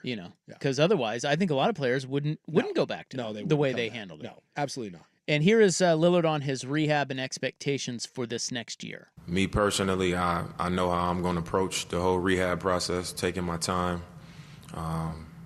A lot of trust in the people around me, a lot of trust in the surgeon that I went to. We've stayed connected. And I think I'm going to return to form. That's just my true belief. I think I'll return to form. I think with this injury, a lot of the people that I've spoke to that have experienced the injury and come back for it, a lot of the surgeons that I spoke to, a lot of the PTs that I've spoken to have shared a lot of information with me. And a lot of it was encouraging for me. And I know what my assignment is to make that happen. And that's what I've been focused on doing. All right, well, you won't see him this year. No. Most likely, although they got a little weird about that question. There was they were laughing about that. Yeah, Lillard kind of took the, don't count me out sort of thing. But then he quickly said, as I've gotten older, I understand that it's about taking care of myself, that he is not going to play this year. He's not. It would be, a monument. This season, Yeah. yes. It would be a Cousin Eddie head sewn to the carpet sort of thing if you even attempted this. So you'll see him on the court next fall. Yes. Fall of 2026. Yeah. But hey, it's great. Damian Lillard's back in Portland, baby. He's like a Portland legend, cruising around on his jet skis down on the Willamette. I've said all along, I do not think you have ever Giving had out free shoes. an ambassador to the city that loves it here, that embraces it here, and that has been the quality of player. I think if you were to say all of the things combined, play on the court, because you got Walton, you got Clyde, and really I think it's just those three. It's Walton, Clyde, and Damian Lillard. Brandon Roy had a little bit of it. He did, but it was a short. His career ended due to injury, and he was also a Seattle guy, which, But had Brandon stayed healthy, this is the sort of thing that Brandon Roy walked so that Damian Lillard could run, because it was the same sort of thing that just embraced the city and you couldn't ask more of it. But you're right. And that B-Roy, because the way it ended, he didn't make his home here. The cool thing about Lillard is it sounds like this is going to be home, that he's not going anywhere. He will be a Jerome Kersey, Terry Porter fixture here for 20, 30 years, but at a much higher level because he's a top 75 player of all time. All right, up next on In the News, we have a local legend retiring from television. Yeah. And I mean legend. He's going to that lake. And No Toll Tina has called a special session. We'll tell you what about coming up next. But first, here is Buck on the Fan Sports Network, 105.1 FM, 1080 AM. I'm going to go to that lake. Now, from the George McCoy at Warren Allen Sports Desk, a Sports Center update on the Fan Sports Network, 105.1 FM and 1080 AM. Brian Buckley with this Sports Center update. First on the Fan, NFL training camps open up around the country, and Commander star receiver Terry McLaurin has not reported to Washington's camp as he holds out for a new contract. On the eve of Saints training camp, New Orleans defensive back Tyrann Mathieu announced his retirement from the league. The Honey Badger played 12 seasons in the NFL and was a Heisman finalist at LSU. On the Diamonds tonight, the Phillies and Red Sox doing battle right now, only significant because Bryce Harper with a straight steal of home in that one. It was reviewed, and he was safe. 4-0 Philly early in that ball game. The Mariners tonight tried to snap the Milwaukee Brewers' 11-game win streak. They're going to have to do it against rookie sensation Jacob Mizorowski, who's on the mound for the Brew Crew. Logan Gilbert gets the start for Seattle. First pitch from T-Mobile is at 6:40. You can see tonight's game on the MLB Network. And the Blazers have added a guard to their roster, signing 22-year-old Blake Wesley to a standard NBA contract. Wesley was drafted 25th overall in 2022 and has been a rotation player for Spurs for the last 3 seasons. More sports scores and stories in 30 minutes. Ryan Buckley at the George McCoy at Warren Allen Sports Desk. Hurt and missing work? Insurance companies acting like jerks. Don't call your mom. Call George McCoy at warrenallen.com. Sports Saturday with Joe Fisher and Rashad Taylor. Saturday mornings at 9 on the Fan Sports Network, 105.1 FM and 1080 AM. We're back. Yeah. Do you know why? I do. Why are you laughing? I couldn't tell you. We're back It's an because uncontrollable tick. the Advocates, this is where they buy ad time. Yes. And we tell you about them. They're personal injury attorneys. So if you have ever been injured or are injured by someone, something, somehow, some way. Entities. Yeah, you probably, well, you don't probably. It's possible that there's a lawsuit. Yeah. You get you some monies. Yeah, if you hurt yourself, you probably don't have, any sort of recourse, but, But the thing about it is like most people don't really know, they don't really know who to call, what to do, or they don't really know if they're entitled to any money. The thing about the Advocates is their consultations are free and they don't get paid until you win. So if you want to just find out, it doesn't matter how, it could be a hangnail. I don't know. Give them a call. If someone caused it, pain and suffering, bro. Yeah. And they're kind of cool people. So even if you just want to chat, like kind of how the old sometimes call like paramedics and they're like, I'm old, talk to me. You can call the Advocates and get some legal advice for free. Yeah, Ken and Donnie. They're good people. Are their names. And if they can't take you on as a client, they'll tell you that. They won't steer you wrong. They so shoot you straight. very, very, very free. I like that. Very, very It's free. very free. And very, very good at what they do. Not just a little free. Very free. So why not call them if you've been injured? Okay? Okay? And it's easy to find them. You can go to advocateslaw.com on this thing called internet. The web. If you've been injured, you need more than a lawyer. You deserve an advocate. Go see our friends, advocateslaw.com. Check engine or ABS light on? Take the guesswork out of your warning lights with O'Reilly Veriscan. It's free. Ask for O'Reilly Veriscan. O'Reilly.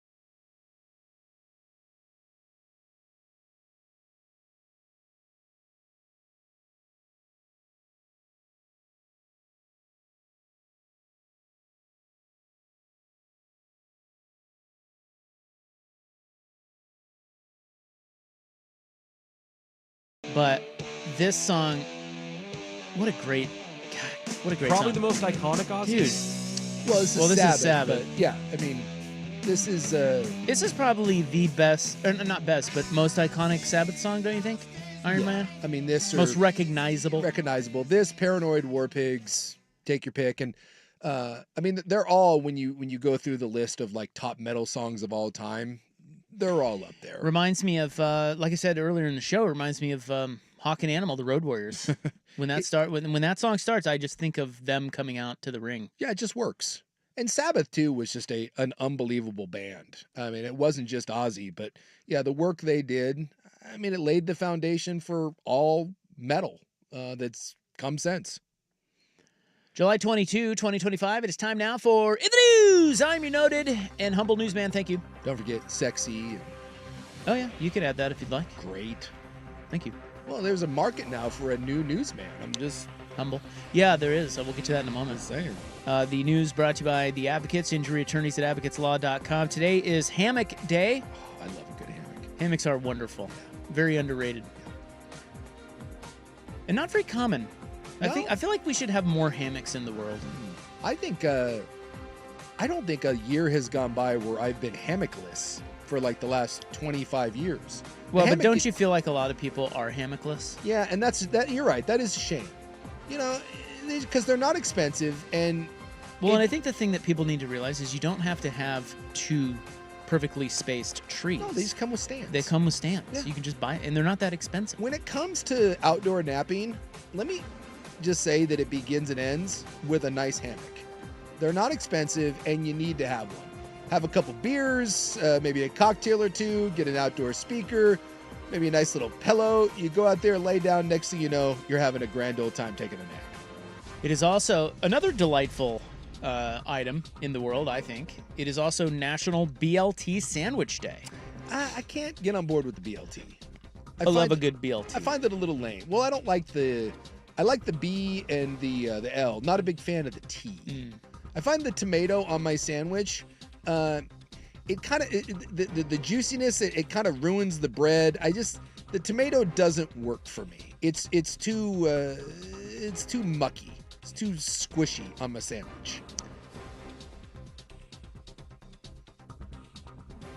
The Multnomah County Sheriff's Office has recovered a body from the Willamette River. This was Saturday afternoon near the Broadway Bridge. Now, my question to you about this is, when is this no longer a headline? What do you mean? How long?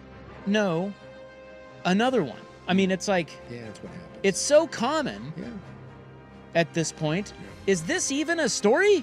Yeah, I think anytime you fish a body out of the drink, I think it's going to be news. I think you become numb to the news after a while. You're like, another one. Now, was this like an accidental They drowning? don't know. That's the thing, is that it's always just we just another body. Yeah. All right. Can you tell if there's anything like unique about the story? You know, you know what I mean? They never give you the details of. Well, like, remember the kayaker, the California kayaker who went over the falls and they found his. No, that's one. It's like, okay, we need to put that story with the body, and then concludes the story. And the whole thing. I don't know. Some of these are just really random and out of context, and they happen all the time. And I don't know that they're headlines. That's sad. Is that terrible? It's a little terrible. You're a little bit of an insensitive bastard, but look. I mean, I kind of don't care. During the summertime, a lot of people unfortunately fall victim to the water. And as long as there's no foul play involved, I think you're like... That's what I mean. Authorities have recovered at least a dozen bodies from Portland area waterways this year, chiefly in late spring when rising water temperatures can accelerate decomposition, causing bodies to rise to the surface.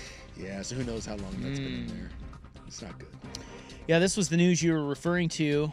Coin television news anchor Jeff Gianola is retiring. I'm a big fan of, I like to say it, Jeff Gianola.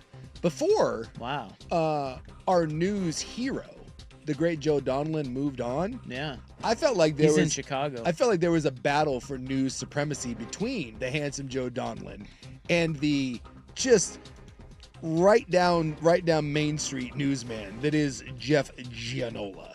I mean, this was this was my news legend. They were two different archetypes. Yes. Donlin was a little bit more. he was just a little bit more personality driven. Yes. And Gianola was a little newsier. And that's where I said it's right down the middle. When you think of traditional newsman, you give me the side part that's going to deliver me the solid news, news I can trust. That's Jeff Gianola. He had been with Coin 6 News since 1998. Yeah. He had been a daily news presence in Portland for 43 years. He covered all the major stories in the region. He now says that apparently he lost his hearing. Oh. You know what? I do remember hearing something about this. I don't know that it all went away, but I do remember, I think we might have talked about this, that he had some sort of hearing condition where it was going. Yeah, he was diagnosed with something called Meniere's disease several years ago. So he started to go deaf, but he was able to work around his hearing loss, and he kept working. But then it got worse, and earlier this year he had a cochlear implant. And he is now saying that he said that life has seasons, and he is ready to transition into his next season. Well, I do believe he is 69 years old, so hopefully the next season is doing whatever the hell Jeff Gianola wants. And sitting on a beach somewhere, maybe a hammock is involved, and a nice cold frosty What if beverage. he gets into sports talk radio? Come on over, Jeff. We got a place for you. Do we? Well, we have a noted newsman, so maybe we don't, but I'd give Jeff Gianola a show. Jeff Gianola is greatness, and it's a fun name to say. It's like, when I think of news anchors in the city of Portland, he's one of the names that first comes to my mind. He's been around forever. Yeah, if I said Portland newsman, and of course take me out of it because that's not fair. That goes without saying. Who comes to mind? Well, again, It's Gianola? I think of Jeff Gianola, and Donlin was amazing. But I think of like Tracy Berry. I think of Jeff Gianola. Paul Lindman. Yeah. I mean, we had a lot of really, really good news people that came through over the years that were here for a long, long time. And, radio's this way too. We've been around for a long time. I think, Ed Whalen was a sports guy here for the longest time that I loved. The burnt biscuit. I think we do a great job of cultivating talent here in Portland, and it's such a good place to work. A lot of people just end up staying and kind of becoming fixtures of the community. And Gianola was one of those guys for me. Well, rest in peace, Jeff Gianola. Not dead, but, When's he done? It didn't say in He here. just said later this year. So it will be in 2025. So at some point, tip of the cap to the great Jeff Gianola. No Toll Tina is at it again. Yeah, we need more money. Well, listen, they couldn't come to an agreement on this transportation bill. No. And now all hell's breaking loose out there on our roadways. Yeah, It's Thunderdome out there. Odo's got problems. She has now called a special session. We will talk about that next as In the News continues on 105.1 The Fan. This is the Fan's window into sports. A view into today's top stories. Brought to you by Window Nation. Online at windownation.com. Here comes Harper. He's going to try to steal home the throw, and I think he called a balk. I think he did call a balk. Wait a minute.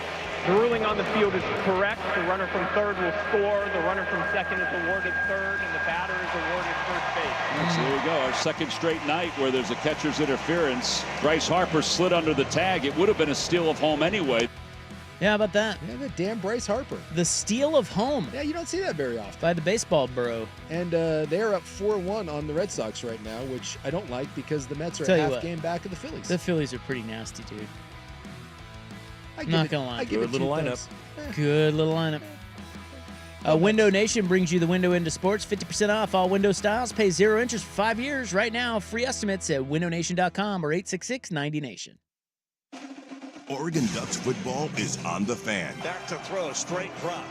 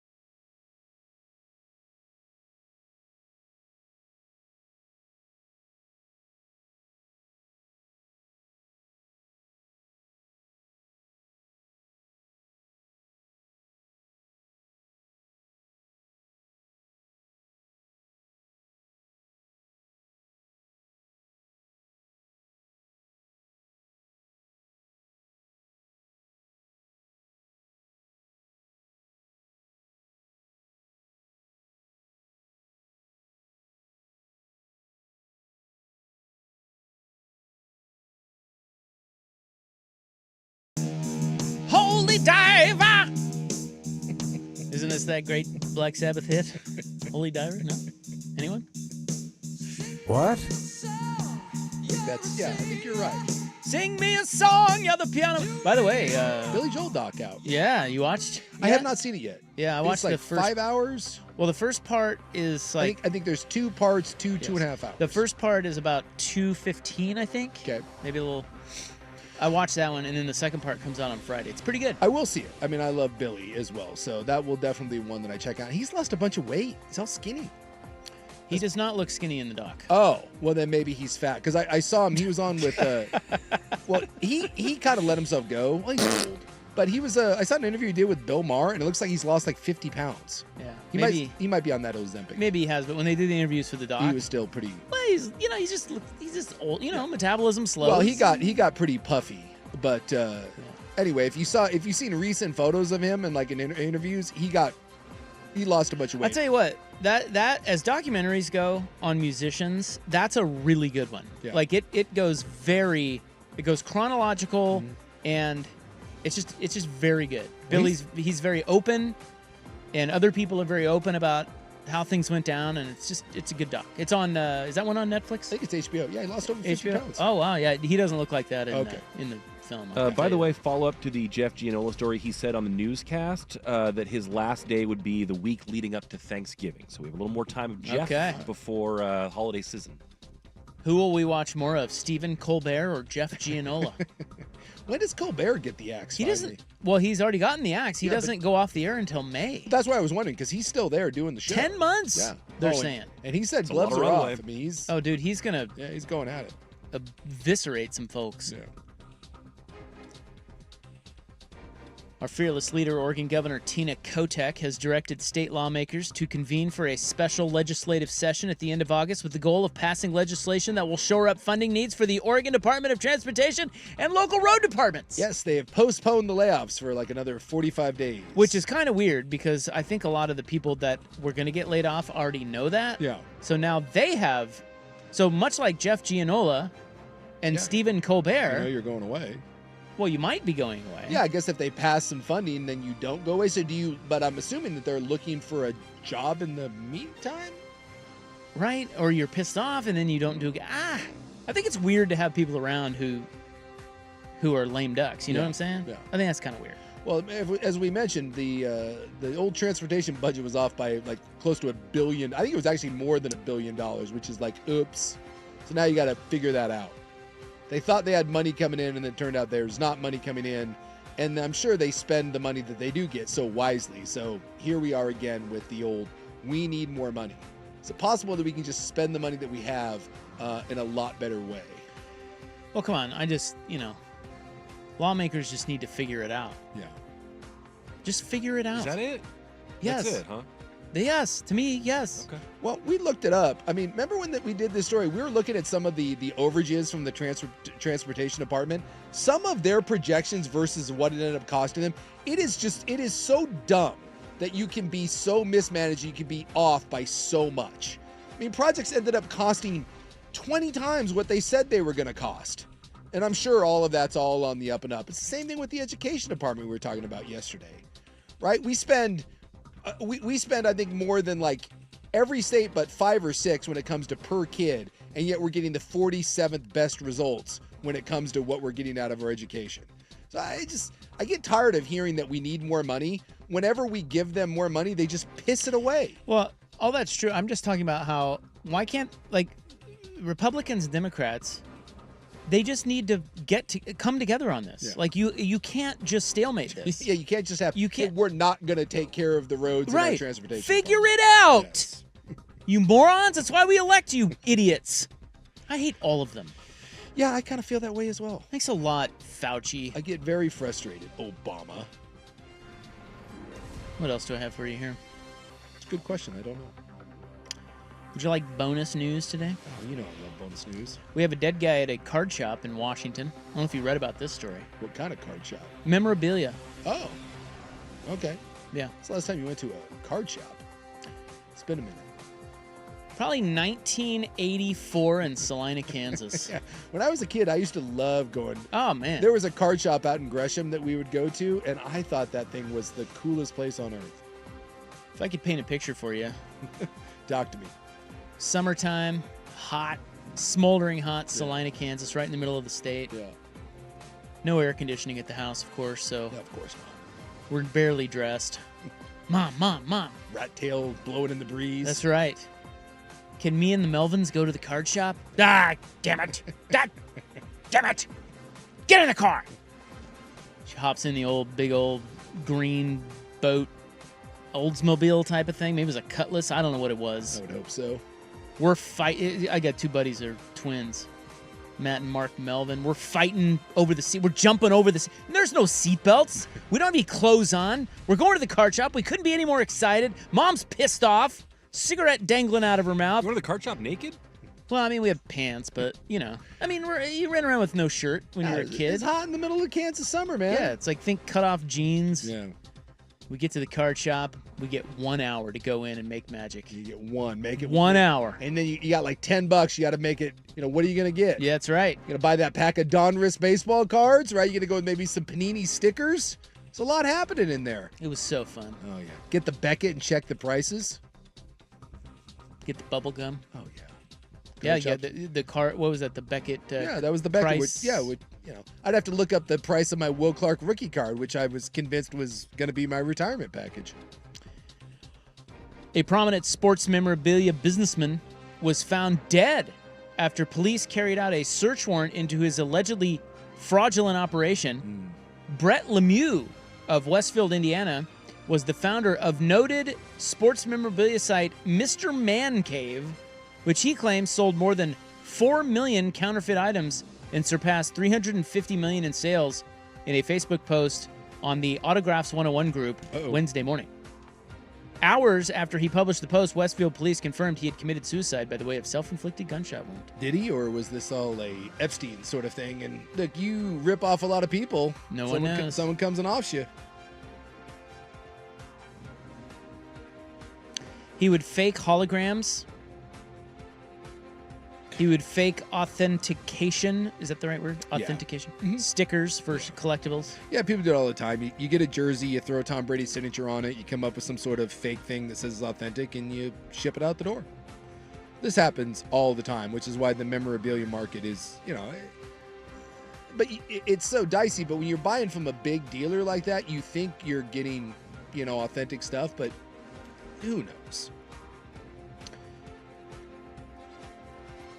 But at the same time, isn't it strange? So if you buy a jersey that's signed by Michael Jordan and someone says it's worth 10 grand and no one can tell the difference, it's worth 10 grand until it gets found out that it's not, and then it's worth nothing. Even though no one can really tell the difference between what's really signed by one hand versus signed by another. It's a very strange world, that memorabilia stuff. Indeed. And the fact that people are willing to pay so much for something that some grown man signed and you never actually witnessed it being signed. It's a weird thing. For some reason, I thought that story was from Washington. I don't know why I thought that. Yeah, I don't know. From Indiana. Seems like, Indiana. I was reading through thinking there was some sort of local connection, and there wasn't one. I think there is one. I don't know why I was mistaken. Just some memorabilia guy that offed himself when he got outed. You know who wouldn't do that? Jeff Gianola. No. He would never do something like that. Hey, you got a long way to go before you're Jeff Gianola, but don't sell yourself short. Well, it kind of makes me feel old. Gianola started at Coin in 1998. Yeah. I started here in 2001. 3 years after him. You old son of a bitch. I think I'm going to retire. Well, we are getting old. You didn't have a lot of gray, and I had hair when we both started here. Yeah, ladies. You ladies from Bella, new to this program, you got a couple of hots you're listening to. All right. One's got a gray beard, and the other one's got a bald head. Get ready, ladies. And Calm down, ladies. Well, we got Buckley with his chest meat hanging out again. A little something in his chest tattoo. We got a little something for everybody. Unless you're into non-white guys, then we got a lot of middle-aged white guys at the station. Black, please. Thank you. No, not here. All right, that's in the news for July 22, 2025, brought to you by the Advocates, injury attorneys at advocateslaw.com. We return to our hot Big Ten Media Days talk coming up next. We also have a segment on why Washington, UW, got screwed. That's coming up next hour on 105.1 The Fan. Swag back with you for Forest Hills Golf.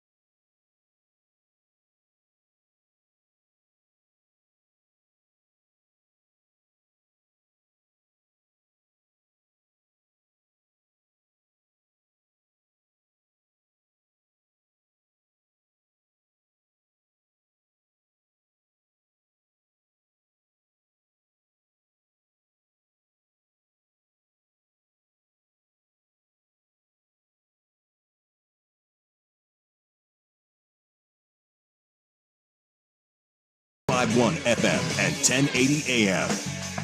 Ryan Buckley with this SportsCenter update. First on the Fan, NFL training camps opening up around the country, and the Commanders star receiver Terry McLaurin has not reported to Washington's camp. He is holding out, waiting for a new deal. On the eve of Saints training camp, New Orleans defensive back Tyrann Mathieu announced his retirement. The Honey Badger played a dozen seasons in the NFL, was a Heisman finalist at LSU. On the diamond tonight, the Mariners are looking to snap Milwaukee's 11-game win streak. Rookie sensation Jacob the Miz Mizorowski on the mound for the Brew Crew. Logan Gilbert gets the start for Seattle. First pitch from T-Mobile tonight at 6:40. You can see that game over on the MLB Network.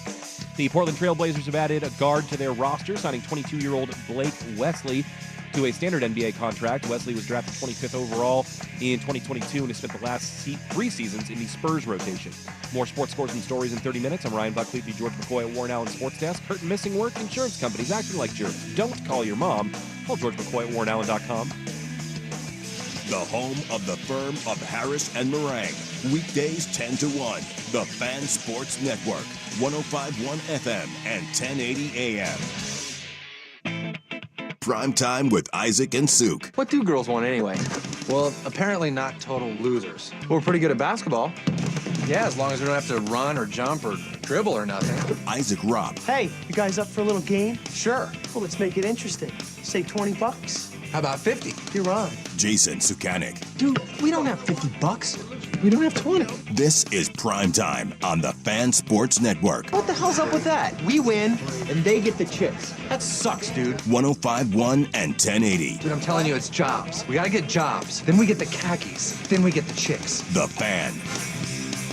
All right, nice to have you along here on the Fan Global Sports Network. That's right. Now on 105.1. It's pretty cool. We're on FM now. Yeah.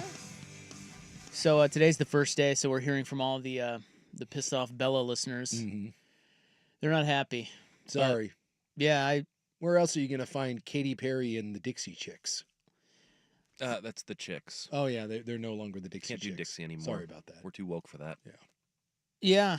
I mean, there's nowhere else you could possibly find them. No. You'll never listen to that music again. So, sorry. But there's only one place you can hear us. Actually, there's like 3, but, you know. There's like every place. AM, FM, online, Right. YouTube, Spotify, podcasts, on demand on the app. I mean, yeah. if you can't find us, you've got problems. You know what we are with the new Katy Perry. We are everywhere. You don't want to be Katy Perry. I think she's fallen off. She almost fell off her dragon at the concert the other night. Did you see that? Yeah. Her dragon. Yeah. You know, was it a dragon? I don't know. She fell off whatever she was riding. Yeah, she was doing some stupid stunt. Yeah, you don't want to be Katy Perry. And the thing almost broke off and fell to the ground. Boy, that would have been something. Can you imagine that? Well, Beyonce had that too. Beyonce was in the, I guess she like rides a car down at her tour, and one of the things snapped, and like it damn near fell. Who was the wrestler that fell and died? Owen Hart. Yeah. Owen Hart. Yeah. Katy Perry almost Owen Harted. Yeah, it's no good, man. God, imagine that being a headline. I would like to think if she fell into the crowd, maybe a little crowd surf, she could catch her. How would Bella go on if that happened? Well, they'd turn the station over to us. Guess we'll never find out. I do think that is a dragon. Yeah. I think. She's doing bits. Yeah. She's not going to do that bit again. Tay-Tay doesn't do that. I think Tay-Tay does everything. She just plays, bro. See, we want to be Taylor Swift. We don't want to be Katy Perry. Well, listen, this is a big day here at the station. Now on 105.1 Crystal Clear. Mm-hmm. We are live and local from 6 a.m. to 7 p.m., 13 hours a day. It's pretty great. And if you want to go back and give a listen to the flip at 6 this morning, it's worth a listen. Yeah. Except for the dead air that was caused by Swigard. But yeah, but that was only for like 10 seconds. Outside of that, so it was cool. It's very cool. We're all very happy. Swag catching heat right from the get-go. Little pep in our step over here. There you go. Even though nothing really changes for us, it's the same. Oh, I know. Whatever. I don't know. Yeah, it's like people tune in. They're like, "Oh, it's you guys." Now what? Yeah, we're doing this again. We'll continue to not listen. Continue to not listen from 3 to 7 on many different platforms. Although at this point, you can't not listen because wherever you go, we're gonna be there. We just grow on you eventually, like a fungus. Got some things coming up here. Why UW got screwed. We will continue our Big Ten Media Day talk. Will Dan Lanning make headlines tomorrow when he speaks? Coming up in the club tonight, that's our hour from 6 to 7 where we just basically D off. Yeah. We have audio of a pilot who comes over the loudspeaker and basically tells his passengers that they all almost died. Yeah, do you want to hear that from your captain? No! Yeah, just keep that to yourself, man. Way too much detail. Yeah, you don't need that. So you'll hear that in the club. I expect my captain to have some sort of like Sully robotic. Just give me the confidence. I don't like when the pilot comes on and he's got a shake in his voice. You know, I need that. I need that pilot to exude confidence. They call that the Joe Cronin. Yeah, he needs to work on the press conferences. You want to hear some of his voice? Like it's a little shaky. He is so nervous. Yeah, he's not a great public speaker. I get nervous for him. Here, I want to pull one up. I'll let you. He's the GM of the Blazers for those that don't know. Yeah, they had the welcome home Damian Lillard press conference, which we carried right here on the fan. Listen to this. Okay, so listen to this guy. Sounds terrified to be speaking. Yeah. We're really excited about the steps we've taken so far, and we know we have a really good player coming. A year from now. And I think our challenge this year is to keep getting better and keep prepping to take that next step. And once Dame gets back, he's going to catapult us even further. We're going to keep doing this the way we've done it. We're going to develop our guys. We're going to get better and better. We're going to be opportunistic in trades. We're going to keep recruiting in free agency and, go into next summer with plenty of ammunition to keep getting better. And that's a goal. Like it's winning time now for the Trailblazers. Chauncey and I have been saying that all year. Somebody get that man a glass of water. Well, I will say, I do think there's something out of that clip that you can take. Oh, look at you. Well, yeah. Talking sports here? Sports. Well, I mean, he did say, and again, take it for what it's worth, because this is the guy that also said we're going to go so all in, it's going to hurt. But, they keep alluding to the fact that it's now time. Like Chauncey said playoffs. Cronin said play-in. And he said it's winning time. Like you brought in Drew Holiday, you're bringing back Damian Lillard. According to them, this is not a rebuild anymore. This is a win now sort of thing. And I'll be damned if you're going to go into next year and this ends up being like a 30-win team and I have to listen to them kick the can down the road. This is your own words now. You have told us now multiple times as the GM and coach that we expect this team to be a playoff team. His own words, this is win now. Well, don't tell me that and then go to next year and halfway through the year have to be like, well, this is about youth and development and we're a young team and we're trying to grow together. Bull crap. You just told me it's winning time for the Blazers. So I expect them to win. Don't give me the Klingon and Young Hansen and, that it's Young and Shaden Sharp and Scooter developing. Horse crap. It's winning time. Your own words. I hate when they put a thought out there and then they get mad when people actually try to hold them accountable to their own words. All right, well, we've got TV news coming up too. That'll be Club 6 to 7. Big Ten Media Day going on. I tell you what, bro. Mm-hmm. I love college football, okay? Yes. But I don't know if other people feel the way I do. I cannot handle any more bickering between the Big Ten chief and the SEC chief, and the ACC guy and the Big 12 guy, and all of the stories about, can they agree on the new playoff format and this and that. That gives me absolute blue screen, tired head reboot. Sure. I hate it. Yeah. I don't care about it. I'm tired of them. Figure it out and let's kick the ball off. Yeah, because we had it today where the Big Ten commissioner took shots, the Indiana coach took shots, the SMU coach took shots, and then the SEC, of course, throws shade back.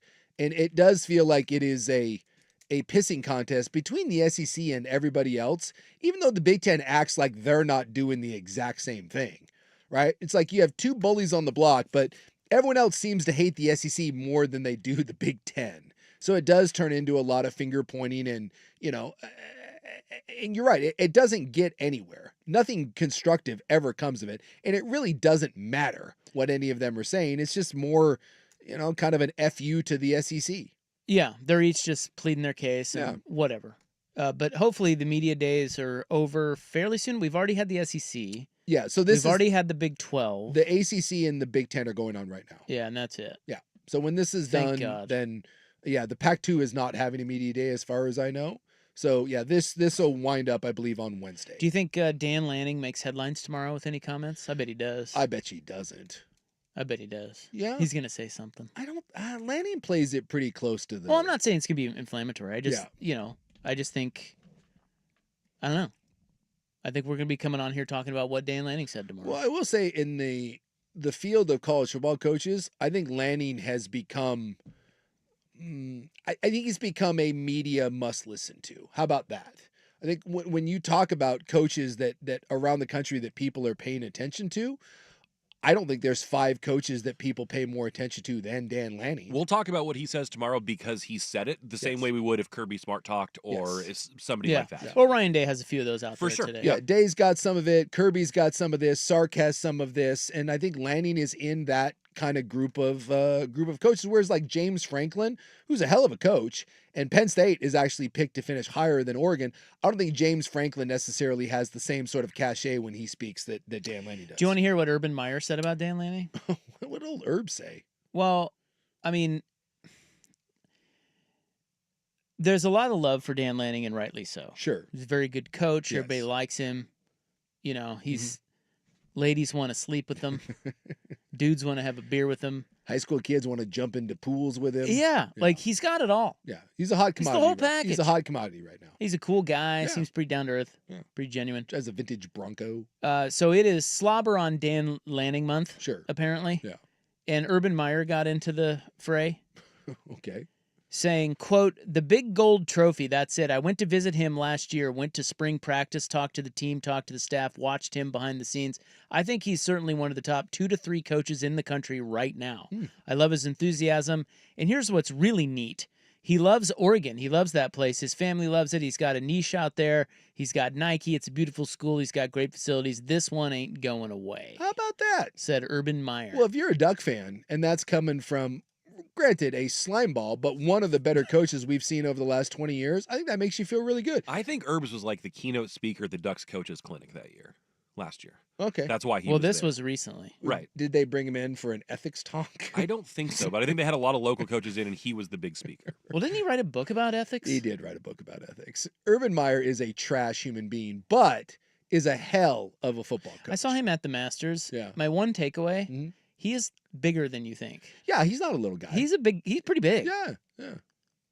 That doesn't. I never thought of him as a little fella.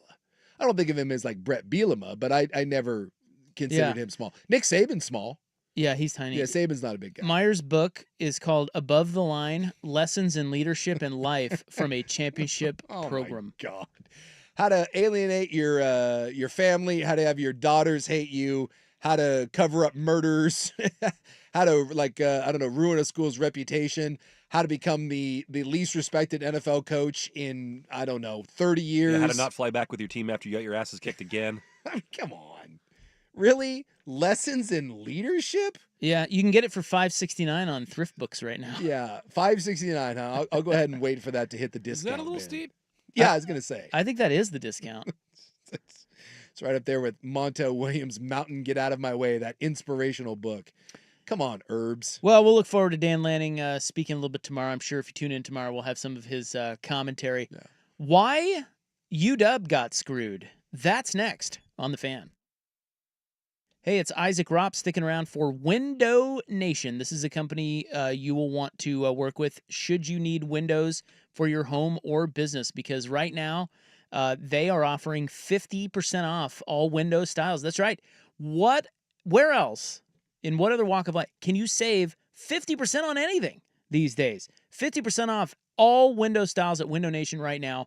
And if you don't have all the cash to plunk down up front, that is no problem, because they are offering 0 interest for 5 years. That's right, no interest until 2030. They are locally based, but nationally backed. Schedule a free estimate now with the pros at Window Nation by calling 866-90-NATION.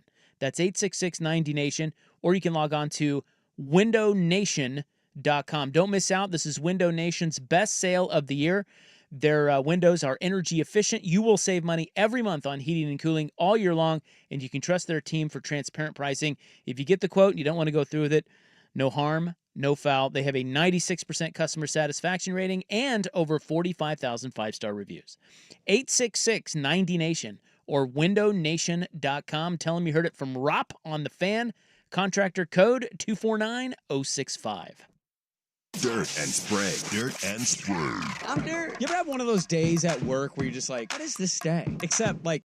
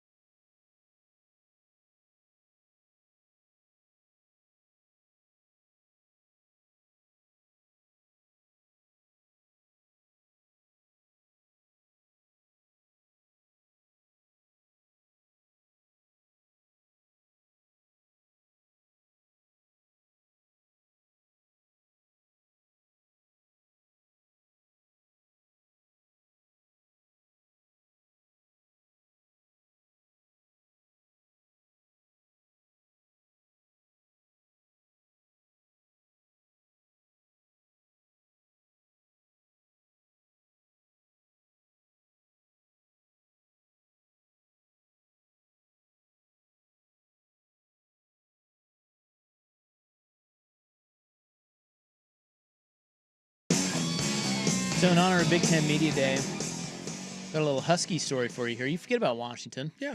Nobody really knows what they have going on up there right now, but I think they'll have a little bit of a bump. Year 2 of Fish, they just need offensive line. Their offensive line was the worst in the Big Ten, basically. If they get some decent O-line play, brought in a guy from Kansas State, they should be better. And the schedule is favorable. And their quarterback is that Williams kid that we saw in the bowl game. There. He's shown flashes. Yeah, they're pretty high on him. He was a kind of a spot guy for much of the year, and then the last couple games he played a bunch, and then had a breakout game against Louisville. And so they think about like a poor man's Kyler Murray. So Damon Williams Jr. is the guy they're going to go with. Jonah Coleman's back. All right. It'll be better. All right. Well, I was reading Pat Forty. He's a college football scribe who put out a not really a list, but he just put out some scheduling quirk notes. Yeah. And you mentioned Washington's schedule. Well, it looks good on paper, but if you look closer, they kind of got hosed. Yeah.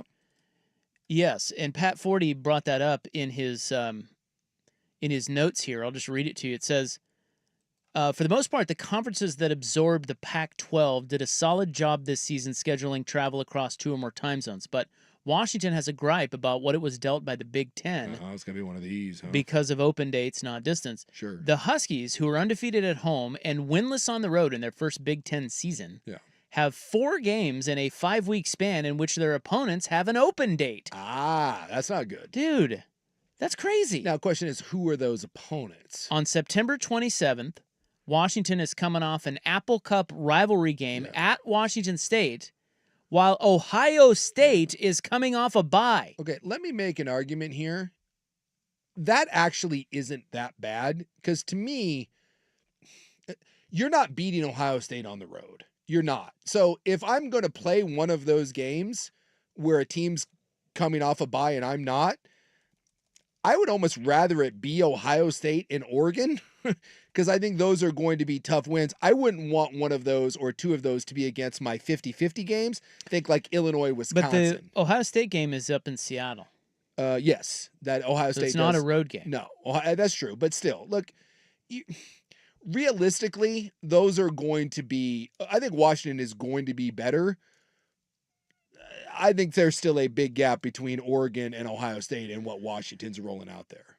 True, but I mean, come on, man, that's rough. Yeah. Then on October 4th, the very next week, the Huskies go all the way across the country to visit Maryland, who will be coming off a bye. Yeah, and Maryland stinks, but that's tough if you're on the road against Washington State. Then you got Ohio State that's going to be a meat grinder, and now getting on an airplane to fly across the country to Maryland. See, who's been sitting there waiting for you? Who's been sitting there waiting for you? That's rough. Sucks. Yeah. Then the next week, Rutgers visits Seattle, coming off a bye. Wow. Then October 25th, fast forward 2 weeks, Illinois comes to Seattle, coming off a bye. That's not good.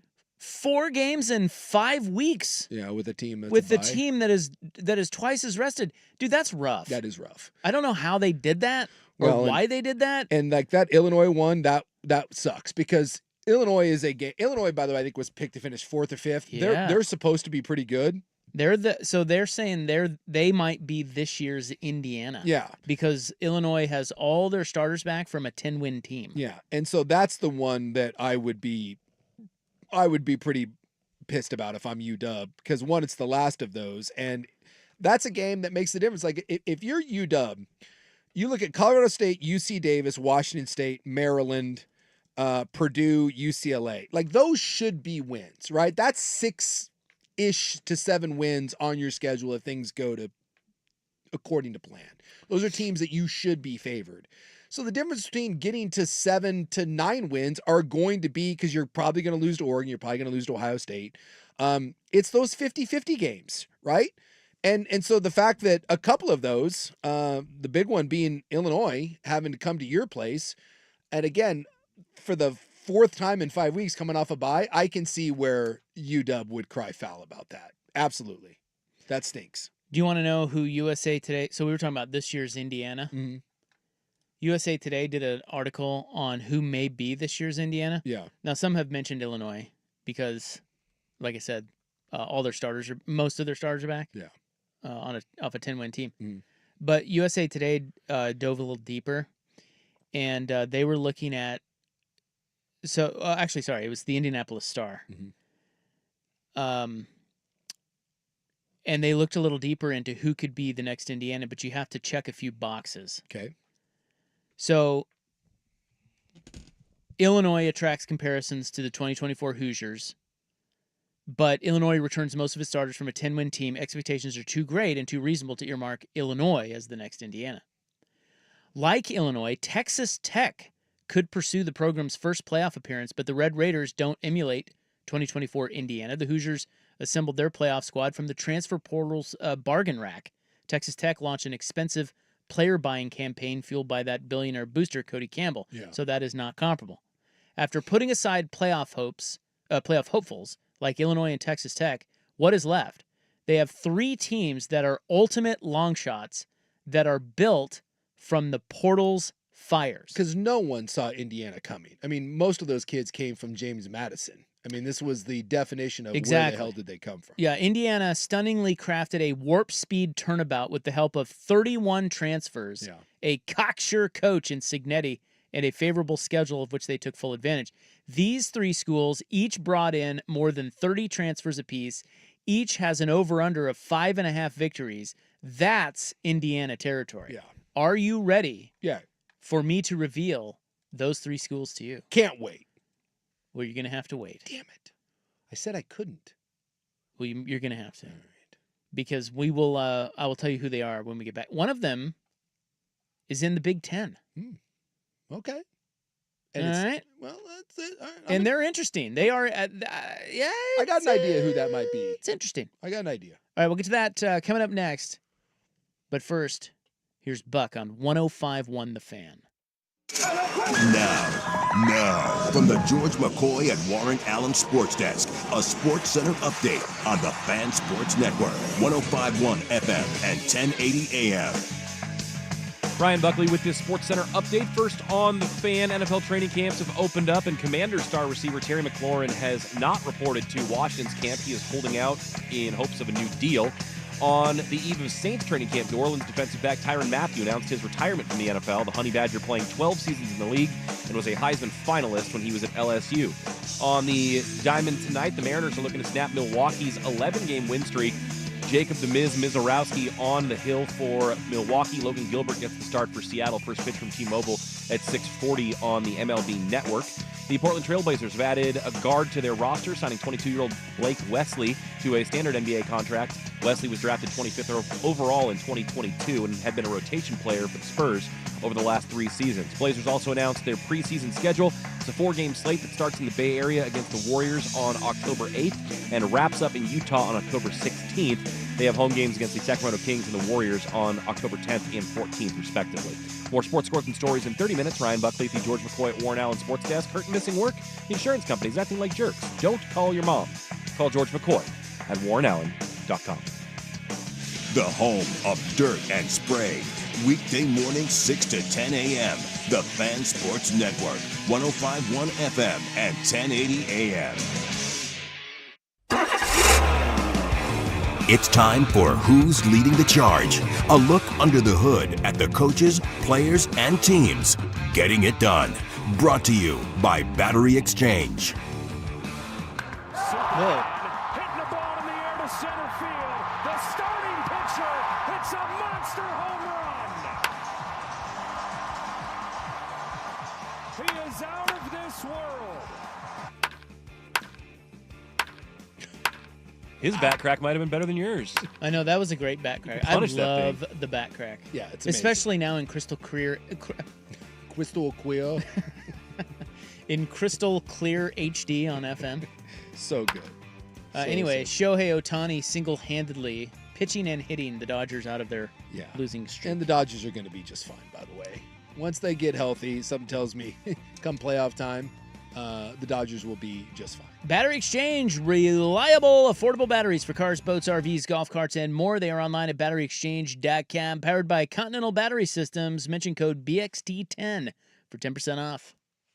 Upgrade your learning experience during Dell Technologies Back to School event with AI PCs like the Dell 14 Plus featuring an Intel Core Ultra processor starting at $749.99. Supercharge your studies with features.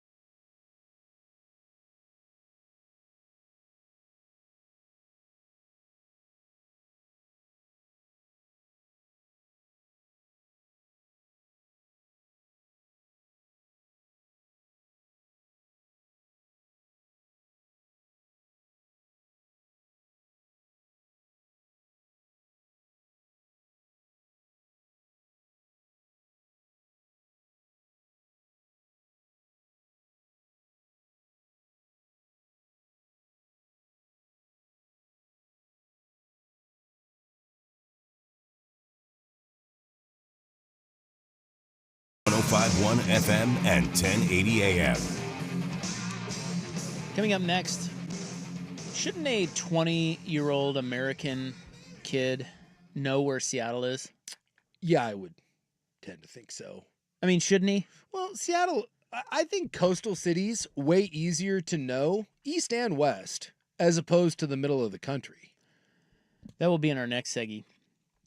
But first, I was mentioning Indiana was a surprise team in college football playoff last year. Yeah. Surprise team in college football. Yeah. Came out of nowhere. Indiana. They're terrible. No one saw that. They weren't even good when they had Michael Penix. They were kind of a fraud too. I mean, yeah, but they won some games. You know, give them credit. They won a lot of games. Got into the tournament. They had a very, very favorable schedule, and when they played real teams, they got smacked. But they achieved far more than Indiana typically does. Yeah. Yes. So first-year coach, Kurt Cignetti brought in 31 transfers. And he was the guy that was like, Google me, bitch. Google me, bitch. And by the way, he kind of was right. No one saw it coming. No. So USA Today was looking at teams that fit the Indiana profile. In other words, they have 30 or more transfers, and their over-under win total is pretty low. In other words, people don't expect them to do that great. Sure. These all have an over-under win total of 5.5. That's Indiana territory, and they have found 3 schools that fit that bill. So we'll see what you think. Well, you said there was one in the Big Ten, and I don't know if the transfer thing plays out, but there's a team in the Big Ten that I don't think is getting a lot of talk that I think could, as I was going through schedules and just kind of looking at the Big Ten, and I think they may have a little something. Who do you think it is? I think it's Nebraska.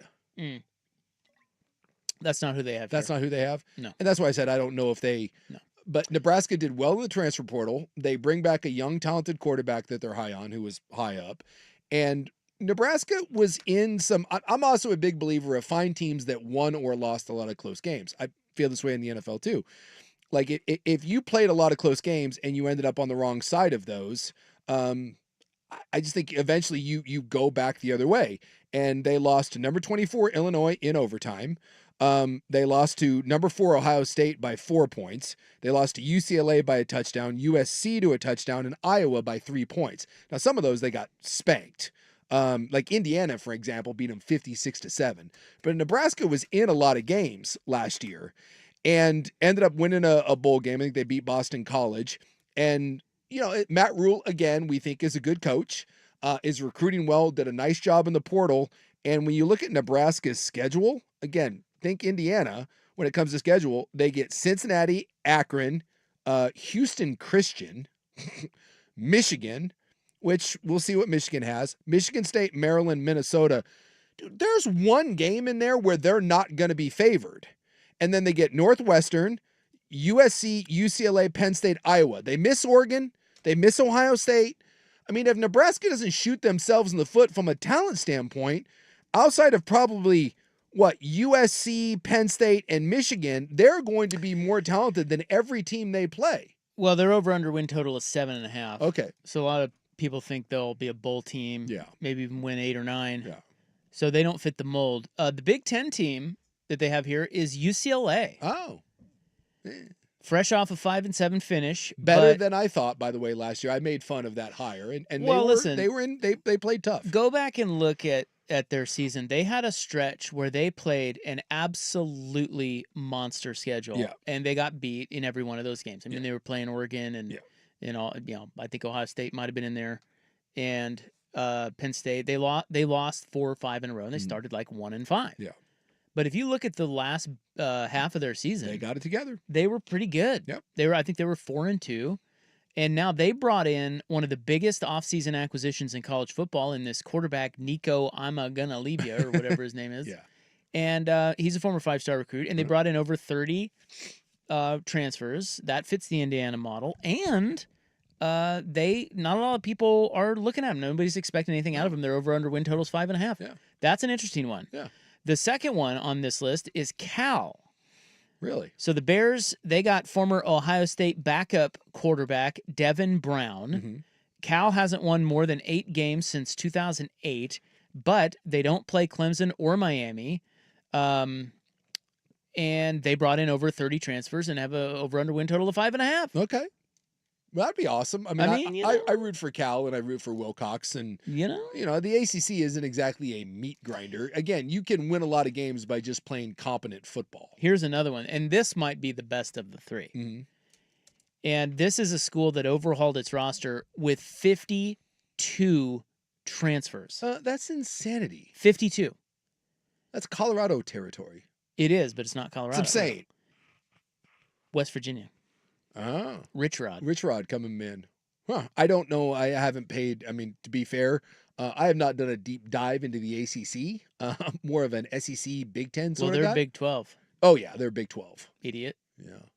Yeah, that's How still... do you host a sports show? I do know that. That's still weird to me that West Virginia's in the Big 12. So they could really be more like this year's Arizona State. Yeah. But for comparison's sake, nobody's thinking much about Rich Rod. No. But he's a heck of a coach. Well, we saw last year, we saw a team in Arizona State and Dillingham, and we saw a team in BYU, both battling it out to the very end for the Big 12 title. And this year, when I ask you who's the favorite in the Big 12, I don't know. Yeah. Who did they pick? Because they had their media day. They didn't do a media poll, remember? What? That's right. They said last year it hurt BYU and Arizona State because they were both ranked, they weren't ranked. And so they decided not to do one. So There's some love with Dillingham at Arizona State. I think that tends to be the favorite. One, they bring back, obviously, the best quarterback in Leavitt. BYU is getting some love, but they lost the BYU, so they've got a new quarterback. There's some questions when it comes to that. I like the Big 12. Texas Tech is loaded up with a bunch of transfer talent. The reason I like the Big 12 is they just got a bunch of. I mean, I don't know who's going to win. That's what's fun about it. They don't have an A team. No, they do That not. makes the race pretty fun. Iowa State, Kansas State, BYU, Arizona State, Colorado, Kansas might be in there. Well, now maybe West Virginia. Let's go. Yeah, should be fun. And then one other team they mentioned on here is Missouri, who profiles as a playoff sleeper. Now, they don't profile as the next Indiana because they've got a better program than that. But they were picked to finish 12th in the SEC, Missouri. Yikes. Well, they had the good year 2 years ago, and then a lot was made about them last year, and it wasn't so grand. But they picked up that Penn State backup quarterback, Bo Pribula. Yes. They got him. I'll look and see what their schedule is. So it's pretty accommodating. Central Arkansas, Kansas. Ooh. Where are we playing that game? That's at Missouri. Well, we're redoing our stadium right now. I don't know if you know that. Yeah. War Memorial. And then Louisiana, South Carolina, UMass, Bama, Auburn, Vandy, A&M, Mississippi State, Oklahoma, Arkansas. So that's favorable. They've won 21 games in the last 2 years. Yeah. Well, Missouri is that team, I think, for a lot of people that is better than expected, but you've got to win the good games. So, like last year, they came into the season with some hype, and I think they ended up winning 9, maybe 10 games with the bowl game. But I remember they got drilled. A&M drilled them 41-10. Alabama beat them 34-0, and then they did have a close one against South Carolina, 34-30. So I think for Missouri, the next step is can you beat, if you're going to be considered an elite team, and they do want to be considered an elite team, this is the Indiana thing. You can't play 3 good teams on your schedule and lose 3 games and 2 of them really, really badly. That's fair. Yeah. And then one other team worth mentioning, kind of talking about sleepers in college football. This one, they have an over-under win total projected at 4.5 wins, or the over-under has been set at 4.5 wins, which is really low. But get this, they play in the Big Ten. They miss Ohio State, Penn State, and Oregon. Oh, well, schedule is a huge deal. Who's this? And they will likely start several transfers because they were just 4-8 last year. They have a 4-star freshman quarterback named Malik Washington. I am speaking none other than the Maryland Terrapins. The Turtles. Well, their coach came out today. I like turtles. Was it, Loxley? And he said that he lost the team last year, and he said it's not going to happen again, even if you have to move his desk into the locker room. So he tried to put the blame on him that he lost the team last year. So, well, guys, we love our college football Fear here. the turtle. There's a little college football talk for you guys out there today. No, something came up between Suk and I when you were out of the room yesterday that probably needs to be brought about, and Suk and I have found a wager for the season. Yeah, we like this. What do you mean? For college? The football? lowest win total over-under of the season belongs to the Kent State Golden Flashes. Yeah. 1.5 wins. We are blindly hitting the over. Yes. Why? Because I think it's going to be fun to watch Kent State We just need 2. What do you know about You can't win 2 games? But wait, what? No, they probably can't. There's a reason it's that So low. last year they went 0-12. The year before they went 1-11. Yeah. Dude. But they're going to turn things around. Why are they winning 2? Because they went from 0 to 1. The next one is 2. And it's the MAC. You're telling me Kent State can't win 2 damn games? Yes. Get on board with this. Me and Buckley are riding this. I'm taking the other way. Every week, it's going to be awesome as we watch it with this is coming down to the end, too. It's going to come down to like week 10. Rivalry week. Yeah. Can Kent State get to 2 wins? The answer is, I'm looking at their schedule. No way they win 2 games. They're getting to 2. What? I got to pull this. Well, they will probably beat Merrimack. We're going to get 1 in the bag week 1. Exactly. Merrimack is probably a win. But then all we need is 1 more. Yeah, give me another win. I got to look it up. They could beat Buffalo. I got How do you know? No, they can't. They could beat Toledo or Bowling Green. What do you know about Buffalo? Nothing, but I know they're better than Kent State. I don't think you do know that. I do. Get on board. They might have a tough time with Oklahoma and Florida State. Look, we understand. Dude. We're not looking for 4 wins. We're We looking just need for 2. 2. That's right. Merrimack's a win. Buffalo went 9-4 last That's year. a toss-up. All right, then they'll beat UMass, or It's they'll like beat UMass, Toledo, or Bowling Green. UMass? Ball State, Akron, Central Michigan. Come on. We got one more of those for sure. We're doing this. We're doing this. I'll take those bets. I'm laying $20 down right now on my Kent State Golden Flashes. Now, UMass, you might have a case. Let me look at them. Yeah, UMass is never dude, good. They only won 2 last year. Yeah, exactly. Dude, there you go. Is free money. Free. You know what? I'm upping it. I'm betting $50 on Kent State. Let's go. Oh, and now the YouTube chat. That's a great bet on Kent State. They just fired their coach, and it's a prime rallying situation for them. Exactly. Wait, they just now fired their coach? Well, no, this is year 1 of a new head coach. Oh. They fired their head coach last year. Who's the new guy? Who knows? Mark Carney, it says here. Yeah. I like him. I like him. I'm trying to see if they even had a close Mark Carney game. is the Prime Minister of Canada. They did lose to St. Francis last year, which isn't good. Well, that's going to happen in a 0-12 year. Tennessee beat them 71-0, 56-0 to Penn State. Trying to think. Hey, 37-35 against Ball State. I like where this is. Dog fight. Revenge this year. Ohio beat them 41-0. Akron beat them. Buffalo beat them 43-7 last year. I like it anyways. Let's do it. All 2 right. wins. Up next, why? Okay, shouldn't a kid know where Seattle is? Like an American kid? An adult definitely should. He's 20. I would say Seattle, one of the 5 easiest cities to at least ballpark. Okay. Well, ballpark is different than know where it is. Well, he does. But look, you know it's in the upper left. You're not going to plunk it down in Nebraska? Exactly. Or will you? Maybe you will. See, I don't like, know. If you ask the average person where Lincoln is on a map, you're totally fair in not knowing where Lincoln is. But if I ask you where Miami, New York, Seattle, Los Angeles, my God, it's the 4 corners. It's the bingo. You can't miss that. Well, this kid did. Maybe you can. And we will get to that next on The Fan. It's time for a Ducks Report, the inside story on Ducks athletics. Brought to you by Mods PDX. The future of building is here. Well, we've already mentioned the Ducks the Big Ten preseason media poll. Pair of Ducks landing on the preseason all-conference honors list on the defensive side of the ball. Mateo Uyunglele and transfer Dylan Thieneman. Where's he from? Purdue. He was the top-ranked safety in the transfer portal. And he played at Purdue. And isn't he white? He's a white kid. Yeah. Oh my goodness. Hey, safeties, that's okay. You just don't want white corners. Well, there aren't any. Unless Iowa's got it. Oh, I guess so. That's it. Not out here in the beautiful Pacific Northwest. Mods PDX, the future of building is here. He's back. Damian Lillard is returning to rip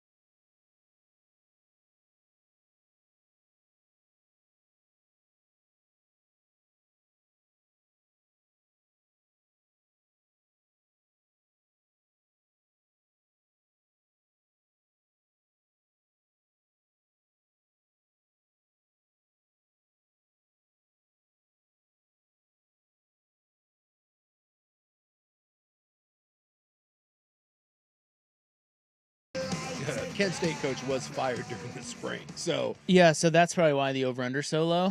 It's an interim guy. It's a surprise hire. The players are going to rally around him. Yeah, it's their OC who couldn't score any points. Dude, get on, Buck. I'll tell you right now, when this hits, I may do it before. I'm buying us some Kent State hats or at least some T-shirts. Yeah, we got to get some merch. Yeah. Don't worry. More money down the drain. Come week 1, that's free money. Is Julian Edelman a Golden Flash? Yeah, he's a Golden Flash.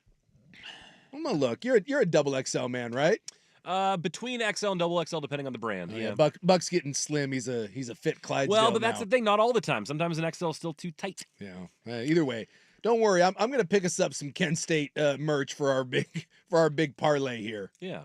Rob, you don't get any because you're a non-believer. You son of a bitch. Yeah, I'm taking the under. They're winning 1. I don't like this. Maybe 0. I don't like you carrying this sort of negative attitude into the big Kent State Can season. you bet on if they're going to fold the program?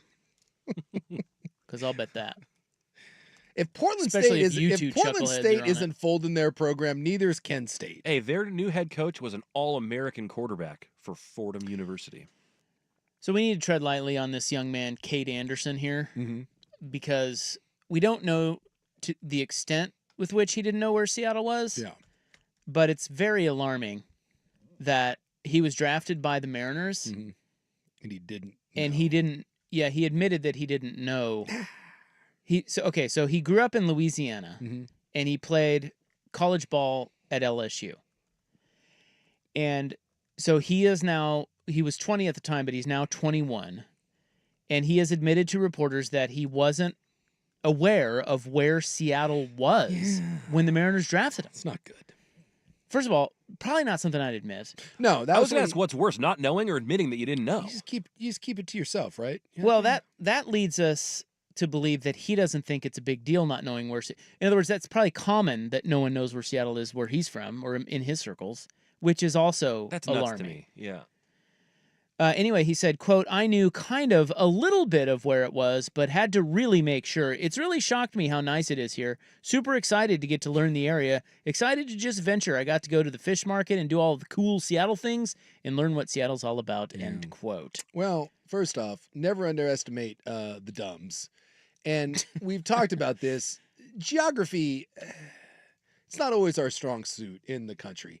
If you grew up in a certain region, you tend to think that is the center of the universe. Well, it is a large country. It is I get that. Country. But, they do teach very basic geography in schools, Look, I'll stand by my statement that I believe Seattle is one of the 5 easiest cities in America to know roughly where it's at. L.A. It's on the water with maybe the most recognizable monument. Yes. I would say L.A., New York, Seattle, Miami. Yes, and I would say maybe Dallas or Houston. And you may not know, you're going to know the part of the state. You're like, it's in Texas here. Yeah, see, I think Houston would trip some people up. But some dumbs. But you know where Texas, it's in Texas, and you know what Texas looks like. Do you? It's freaking Texas. Outside of Alaska, it's the most recognizable state. I understand, but you just said, I'm going to use your own words against you, never underestimate the dumbs. Yeah. Houston, you have a problem! It's true. So he said I knew kind of a little bit where it was. Okay, so I need to, this is why we need to tread lightly on the poor kid. Yeah. Maybe he's like, oh yeah, Seattle, it's up there, and maybe he could get close. Yeah. But I do want to know the extent with which he had no idea. Because all I need from you is upper left. What if he thought it's in the Northeast? That's what if he thought it's like Massachusetts? If you picked and you thought it was like where Portland's at, I'm not even going to give you flack for that. If you just get upper left and you get somewhere in Oregon and Washington, although I can't say that because if you put it in the eastern part of the state, you're a dumbass because it's Seattle. It's on the water. It's on the water. So as long as you give me some sort of coast above California, right? Oregon border coast up to Canada, I'm giving you credit for. He also said he was shocked by the weather. Does anybody want to tell him what's about to happen in 4 months? He's shocked by the weather now? Yeah. I think he was probably one of those people that has it rains in Seattle. Rains all the time, yeah. It's like, wait, it's actually nice here. Yeah, give it time. Yeah. Although maybe he won't be there in December. Something tells me he might tip the cap. Baseball ends. For Seattle, it usually ends a lot sooner than October. He is a pitcher, and one of our texters says, I like my pitchers either really smart or really dumb. Yeah.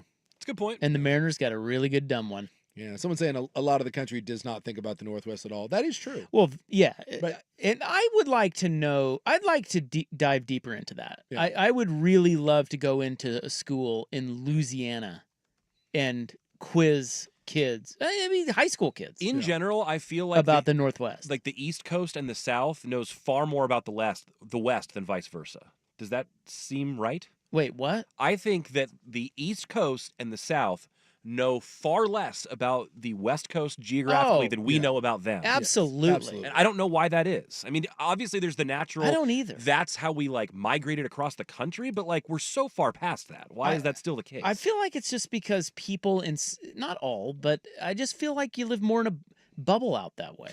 Yeah, but I just, to me, it's one thing to not understand a region, but Seattle was the cultural epicenter of a music movement. You do have professional sports teams. That was before he was born. I guess that was before he was born, yeah. Yeah, if you brought up Pearl Jam or Nirvana or grunge, you'd be like... All he knows are homeless people. That's a good point. About Seattle. Probably knows Marshawn Lynch. Yeah. And Louisiana is a long way away. And again, never underestimate the dumbs. I've learned that. But it is true. I mean, the Northwest is really off the beaten path to a lot of the country. I get that. Yeah. But to Buck's point, why is it that people out west have no problem with any of this? Well, I think but people east and the south, East Coast in the South can't even pronounce they can't even pronounce Oregon. Two things. One, West has more transplants than I think the East does. And so I think a lot of times we come from different places. But why does that mean we're more educated? Well, that makes you more aware of other places. Just more aware of geography? Aware of where you're at. If you come from somewhere else, you've learned more about the place. And when you're up in the little corner up here, I think it's hard to think that the entire world revolves around you because we're pretty isolated. Whereas I think if you, especially from you're in the Northeast, or if you're down in the South, I think it does get real territorial and gets real, we're from Texas, screw you, we're from Louisiana. Or if you're in the Northeast, I mean, look at all the major cities that are within a couple-hour train ride or that you can drive to. So I think it's easier for them to become in the bubble. Whereas, dude, if you're in the Pacific Northwest, unless you've had your head up your ass, you have had to go other places to experience things. Because we're not by anything. We have Seattle, Portland. I mean, God, even California, you got to take a little bit of a hike to get down there. Bro, we're way up here. Yeah. There's no doubt about that. So I think, But come on, I don't know. The 50 states, it's not that hard. Yeah. I grew up in Kansas, okay? I'm an idiot. We all know that. I know where all the 50 states are. Yeah. I know their capitals, and I know the major cities. Okay? It's not that hard. It shouldn't be that hard. But whenever I travel and I meet people and they ask me where I'm from, one, if I say Washington, no one has any idea where Washington's at. They think it's Washington, D.C. And even as I say Portland, because if I say Washington, then they're like, the only place they know is Seattle. I'm like, actually, no, I'm like 10 minutes from Oregon. So I always just say, Portland and the suburbs of Portland. It is amazing how many people, especially internationally, no one has any idea where the hell we're at. None. We are. And so maybe that just translates more across the country than we think. Maybe the vast majority of people in our country have no idea where the hell we're at. Again, that may be true. Yeah. That's a problem. Well, again, I find that embarrassing. The dumbs. What was and I don't know if it's true or not, but we have the, such as the Iraq, like half the country can't find us on a damn map. Here's a text that says, when I was 15, I met another kid who had left Detroit for the first time and came out to visit. He legitimately asked me if Indians were still a problem out west. Wow. Yeah.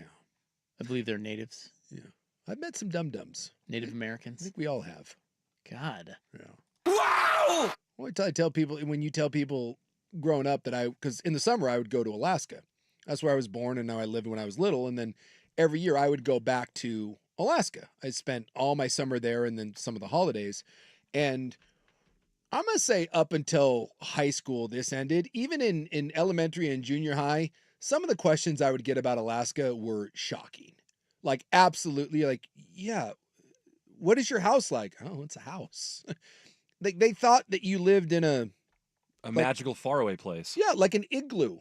Like, do you drive snowmobiles? No, dude, my dad owns a Chevy Suburban. I don't know.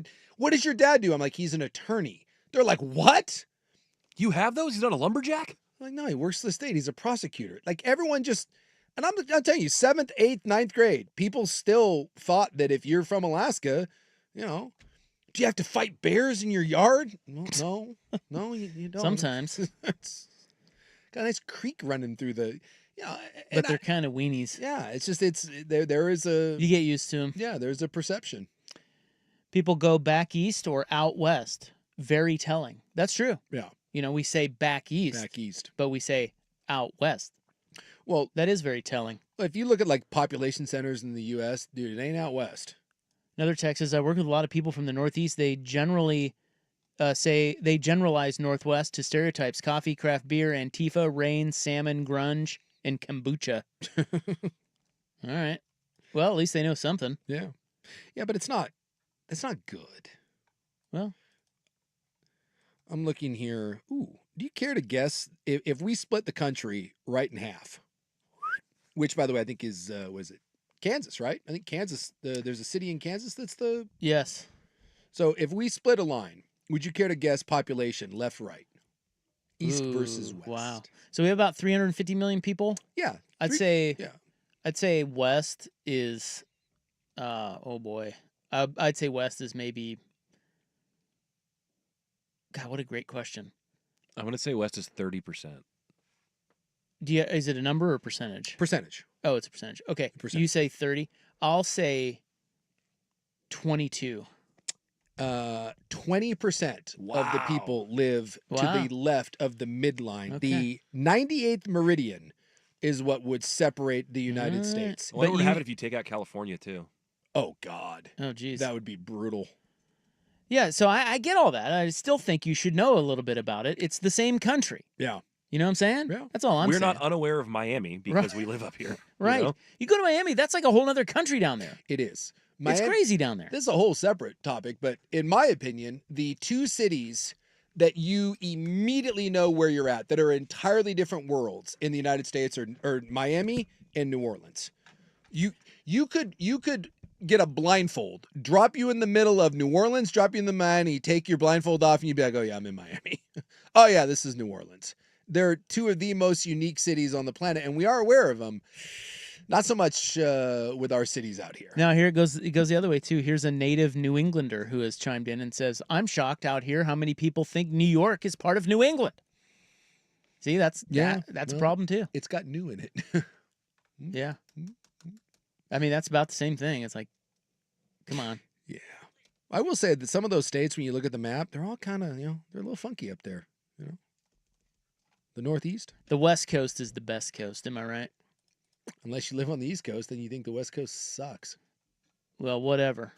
Just pronounce our states right. We don't stay out on the. I don't care. Just know a little. I mean, just know the basics. Yeah. Okay. Yeah. Shouldn't be that hard. We're not asking you to find Spokane. It's Seattle. Yeah. It's a valid You mean point. Spokane? No, I don't mean Spokane. Talk to me about the Okanagan Highlands. All right, we got to run, guys. We've got pilot audio. The other one, by the way, real quick, and this is a hand-to-God truth. I was thinking about my time in school with Alaska. The number of people that thought Alaska was an island, they thought we were like Hawaii. Oh, because all the kids' maps have it cut out in the little box because it's not connected to the continent? I heard. Or not connected to the West Coast? So many people that were that thought that we either buy. How is it so cold when you're by Hawaii and you're like, oh, what? Huh? The little boxes of Hawaii and Alaska are next to each other because that's where the map had room. Yes. Or they thought Alaska was small. And you're like, dude, it's actually 2.5 times the size of Texas. Do you even scale, bro? So that was another one that I got a ton growing up. All right, stunning pilot audio and TV news. The Club Hour is next on The Fan. Hey, it's Dusty. Victor Rico's just dropped new menu items. Restaurant quality, made fresh, and served fast. Plus, they're open late. So whenever hunger hits, Victor Rico's is ready. Trust me, it's delicious. Visit them in-store or order online at victorricos.com for takeout or delivery. Join us for Construction Trades Appreciation Day at your local Coastal this Tuesday. Coastal Farm and Ranch, with just what the country needs. Shout out to all construction trades workers. We appreciate the hard work and integrity you bring to our communities. Stop in on July 22nd for store-wide discounts like 25% off apparel and footwear from brands that work as hard as you do, including Cap, Dickies, Ariat, Dovetail, and more. Check out the Milwaukee Packout selection for up to 20% off.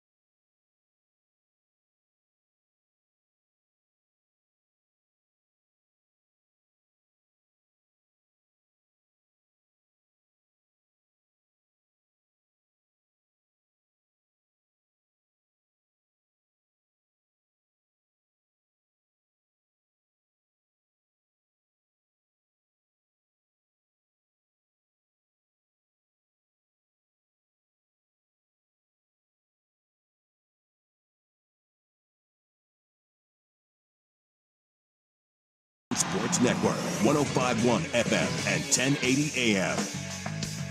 Ryan Buckley with this SportsCenter update. First on the Fan, NFL training camps are open, and Commanders star receiver Terry McLaurin is not reported to Washington's camp as he holds out waiting for a new deal. Tyrann Mathieu has retired from the New Orleans Saints, ends his NFL career after 12 seasons in the league, and he was a Heisman finalist when at LSU. On the diamond tonight, the Mariners are looking to snap Milwaukee's 11-game win streak. Rookie sensation Jacob Mizorowski is on the mound for the Brew Crew. Logan Gilbert gets the start for Seattle. First pitch from T-Mobile tonight at 6:40 on the MLB Network. Portland Trail Blazers have added a guard to their roster, signing 22-year-old Blake Wesley to a standard NBA contract. Wesley was drafted 25th overall in 2022 and has been a rotation player with the Spurs for the last 3 seasons. The Blazers also announced their preseason schedule. It's a 4-game slate that starts in the Bay Area against the Warriors on October 8th. Portland will host the Sacramento Kings on October 10th and Golden State on the 14th before wrapping up their preseason schedule in Utah on October 16th. More sports scores and stories in 30 minutes. I'm Ryan Buckley, the George McCoy Warren Allen Sports Desk. Hurt and missing work, insurance companies acting like jerks. Don't call your mom. Call George McCoy at warrenallen.com. The home of Ducks game day. Before and after every Ducks.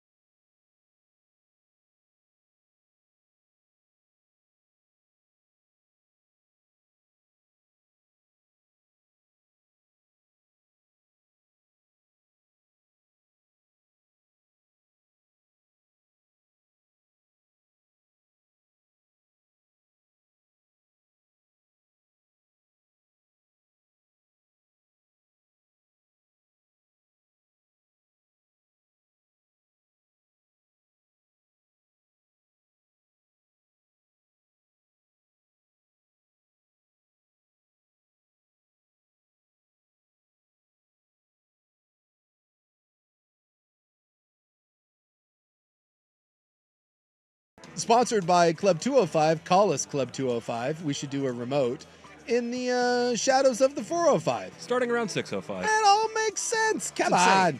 We were once sponsored by the Dolphin, right? Didn't the Dolphin sponsor the club for a bit?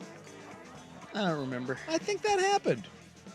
Yeah, no, I don't like that place. I can't get behind it. Someone had something happened? Yes. Can't talk about it, can we? No. Club 205. Call me. Well, I'm going to miss the old club intro, man. I know. That was a classic. Yeah. But what are you going to do? We evolve, we move on, we change, we grow. Someone asking, are the new FM Dig's going to put the club under the thumb of the man? No way. Get out of here. I'll tell you what. They went way out of their way to protect the club. Yes. From this FM bullcrap. Arrive at these political compromises, which is still one of the all-time greats. So we've been sitting down there on AM for like 20 years. Yeah, no one cares. No one cares. Now we're on the FM. Suddenly we're under scrutiny. People are listening now. Got to clean it up. By the way, this coming in on the text line. My 19-year-old daughter, born and raised in the Pacific Northwest, thought Alaska was an island southwest of Hawaii until last year when I corrected her. Thanks a lot, Portland Public Schools. Is it possible that that's not Portland Public Schools' fault and that he has a dumb daughter? Well, let me also chime in with this. Former promotions goddess Tara chimed in. I was 21 when Mike, then boyfriend, now husband.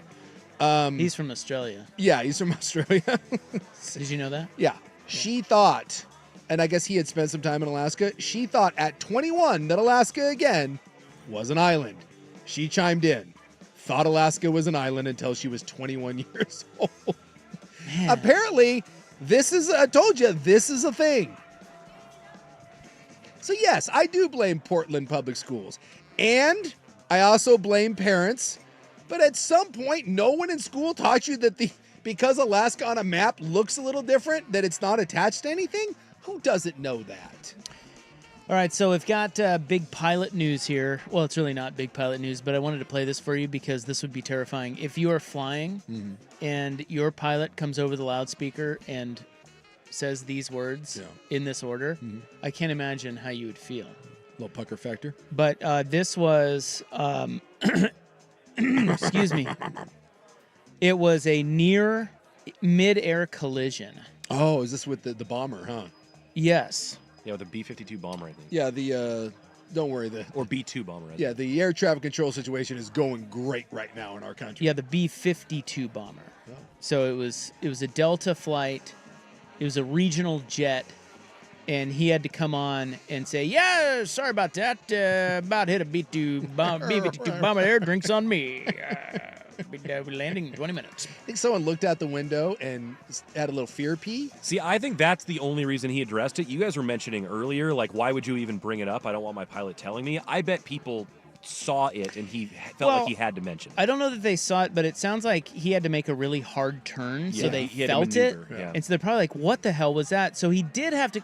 Look, I'm okay with him coming on and saying, yeah, well... Because he's saying our plane wasn't breaking, something unexpected. Yeah, I mean, I had to make a hard turn there. Sorry about that there. Not my finest moment, but I'll tell you what, we on the ground in 20 minutes, free drinks on us. Would you take a near collision if it meant free drinks? Yes. Oh, well... Again, no. You're fine. It wasn't a collide. You just had a brief moment where you got scared. Was there a jolt? Yeah, there was a jolt, but free drinks for the rest of the time. I mean, I generally get free drinks anyway because we sit in the... Oh, look at you. Well, yeah, they give you free drinks in the... not first class, but you get free drinks in first class too, but...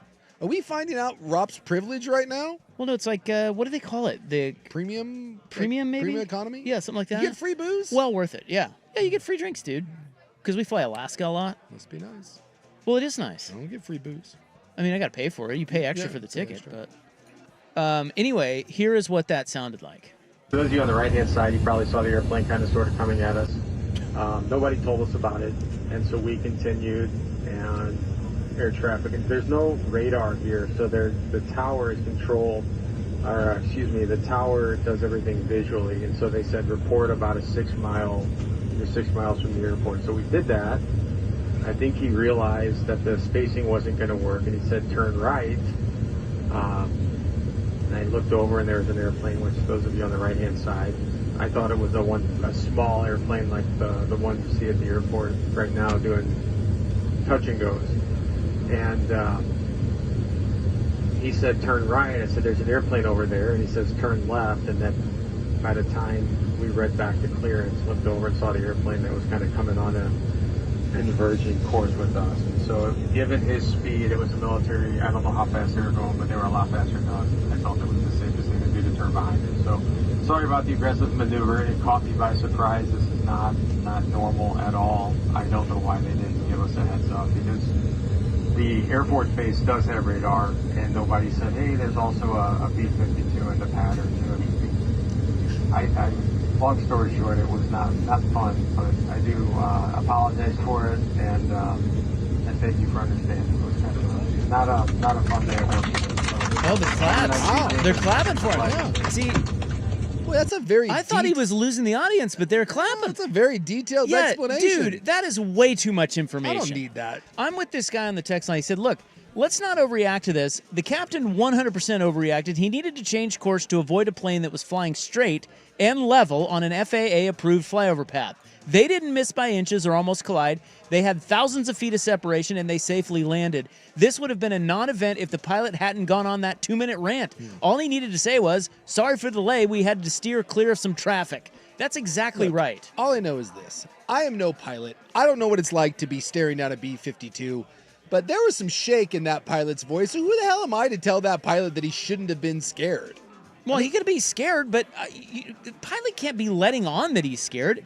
Look, just get on there. Stiff upper lip, baby. Let's go. But that guy said that he overreacted. Vague. How do we? I don't know that he overreacted. Well, he did overreact. He didn't have to say all that. He didn't have to say all that. It was TMI. Dude, just get on there and say we had to avoid a little traffic. Sorry about that. Drinks on me. Well, he's a little overwhelmed by the moment, and some people get a little talky. I mean, you don't have to explain the whole thing. He explained the whole thing. Yeah. Well, I will say, when we had, I guess it wasn't this, but I've told the story. We were flying up to play the University of Washington, and we were on a charter plane, and we were going over, I don't remember what it was. Is it like Umatilla that has all the military bases? It was somewhere in Eastern Oregon, or maybe it was Idaho. It was so many years ago. And apparently our numbnuts pilot didn't turn on his radio, like he wasn't responding, and we flew over military airspace. And so the military was trying to get a hold of us to tell us to, like, move, and we weren't responding. So the damn military scrambled a jet or two. Yikes. And I guess, like, they flew up. Now, I did not see this.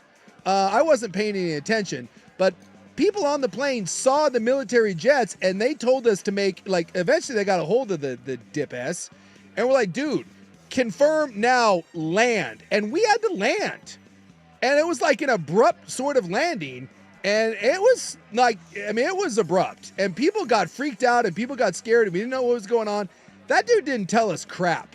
We didn't find out until well after the fact. And I will tell you that it was a little unsettling not knowing what was going on. So it can go both ways. And so that wasn't like a near collision, but we had something going on and they weren't telling us. They just told us that we had to land and to buckle up. And you could tell he was nervous in his voice. So we were like, is something wrong with the plane or whatever? Turns out we were just in airspace that we weren't supposed to be in. Look, there's definitely a fine line between TMI and not enough. Yeah. But that guy missed it. You definitely heard some shake. You know, it's like it's a bad day. But they gave him the applause. YouTube chat says I'm surprised he didn't tell us about his morning that day too. God, no kidding. He had a lot to say.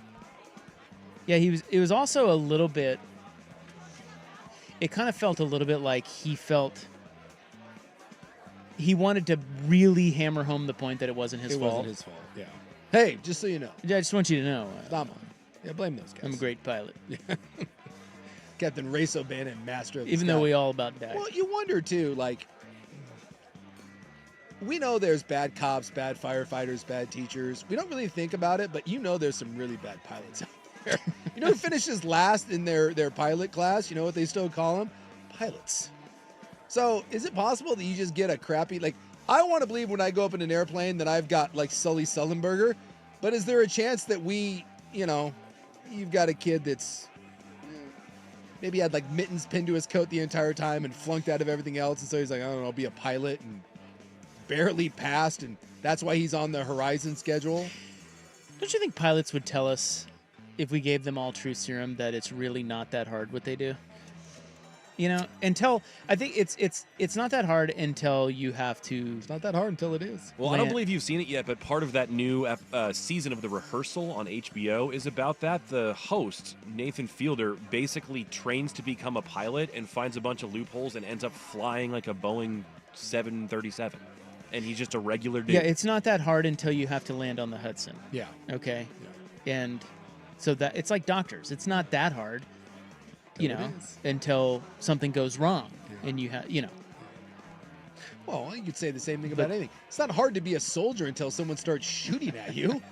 I can do some marching and like clean a gun. It's all fun and games till someone starts launching mortars at me, though. Then all of a sudden, gets real. But I just think that you were talking about dumb pilots or bad pilots. There probably are, because it's not that hard to do. Yeah. And that dumb pilot can fly for years and years, and no one thinks anything of it until the one time where it's like, oh my God, we need you. And now you freak out, and next thing you know, you're screwed. All right, let's get to TV news coming up next. What show just signed a $1.5 billion streaming deal? Billion. It's good to be these guys. There's two of them. That's next on The Fan. Dirt and Sprague. Dirt and Sprague.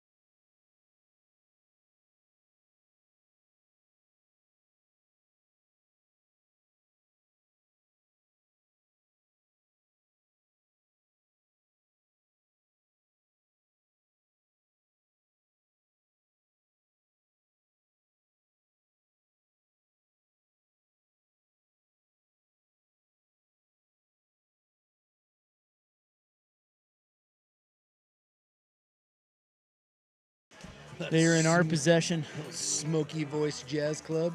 Yeah, it sounds a little. Who's the Tim Meadows' character? Yeah, the ladies' man or whatever. The ladies. I want there to be bird masks in the club. This new Club 105. Things are gonna get weird. Now to TV news. What is Stephen Colbert canceled. Except he's not canceled. He's gonna be there for like another year. No, he's canceled. Are you gonna be there till May? Yeah, they're giving him 10 months. So he's got a year to basically just I'm not pee really at everyone's Cheerio? What? I'm not sure why that is. I think that's weird. Yeah, it's strange. That they decide to give him 10 months to blast everyone, including them. Yeah, you fired him because, he called you cowards over the Trump settlement because you're trying to get a merger pushed through. So you fire him to try to get the merger to be pushed through and to appease the POTUS. And now you've given him 10 months of he doesn't give a damn and he can do whatever the hell he wants and he's just going to go in on you every day. Yeah, they probably don't care or else they would take him off the air. It's very strange. But I wonder if the numbers behind that show are true. Did you see some of those numbers? Yeah. They were saying that how much show money they were cost them $100 million to make it. Yeah. And he gets paid $60 million. They were saying that show lost like $50 million a year. Yeah, they said $40 million a year.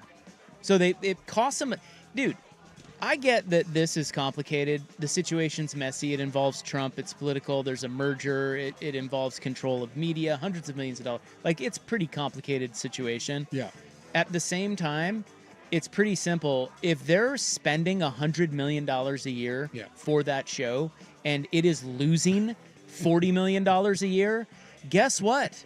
You're getting canceled. Well, and don't be surprised when they show you the door the moment you do something they don't like. That was exactly. Portnoy, the Barstool guy, who is a bit of a dandy in my opinion. He's a bit much for me, but at times I think he can be a rational human being, and he went on a great rant about this.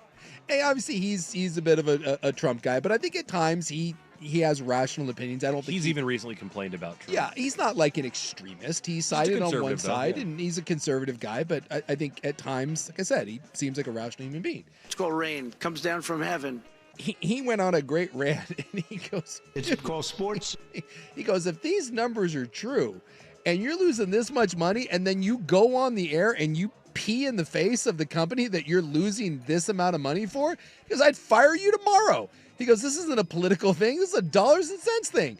He goes, if I was paying, he brought up he was paying one of his shows, this much money and we were losing it. And then they went on and said that you can't trust me and that this is an awful company. He goes, I'd fire you tomorrow. And that is true. Well, that's what I just said. Exactly. I mean, I feel like this is pretty simple if those numbers are true. Yes. So it's weird. I don't know what the future of late night TV is, but I just wonder. I wonder if any of those shows is make this money. the beginning of the end? Yes, because I mean, if you're losing that, and he was the most popular one, he had the best ratings of any of the big three, and so I again, did maybe, he? Yeah, he did. It wasn't even close. He was the most popular late night show. Fallon was always the most popular one. No, Colbert had much better numbers. So I don't know what those other shows cost to produce, but yeah, if those are coming at a major loss like that, it's you do wonder. If this is the end of it, because that used to be a staple of entertainment is late night TV, and it just isn't anymore. Yeah, I just wonder if on their bottom line, $40 million isn't that much. Yeah, for the value they get about having I guess a highly rated show. I don't know, but it only averaged a couple million per night.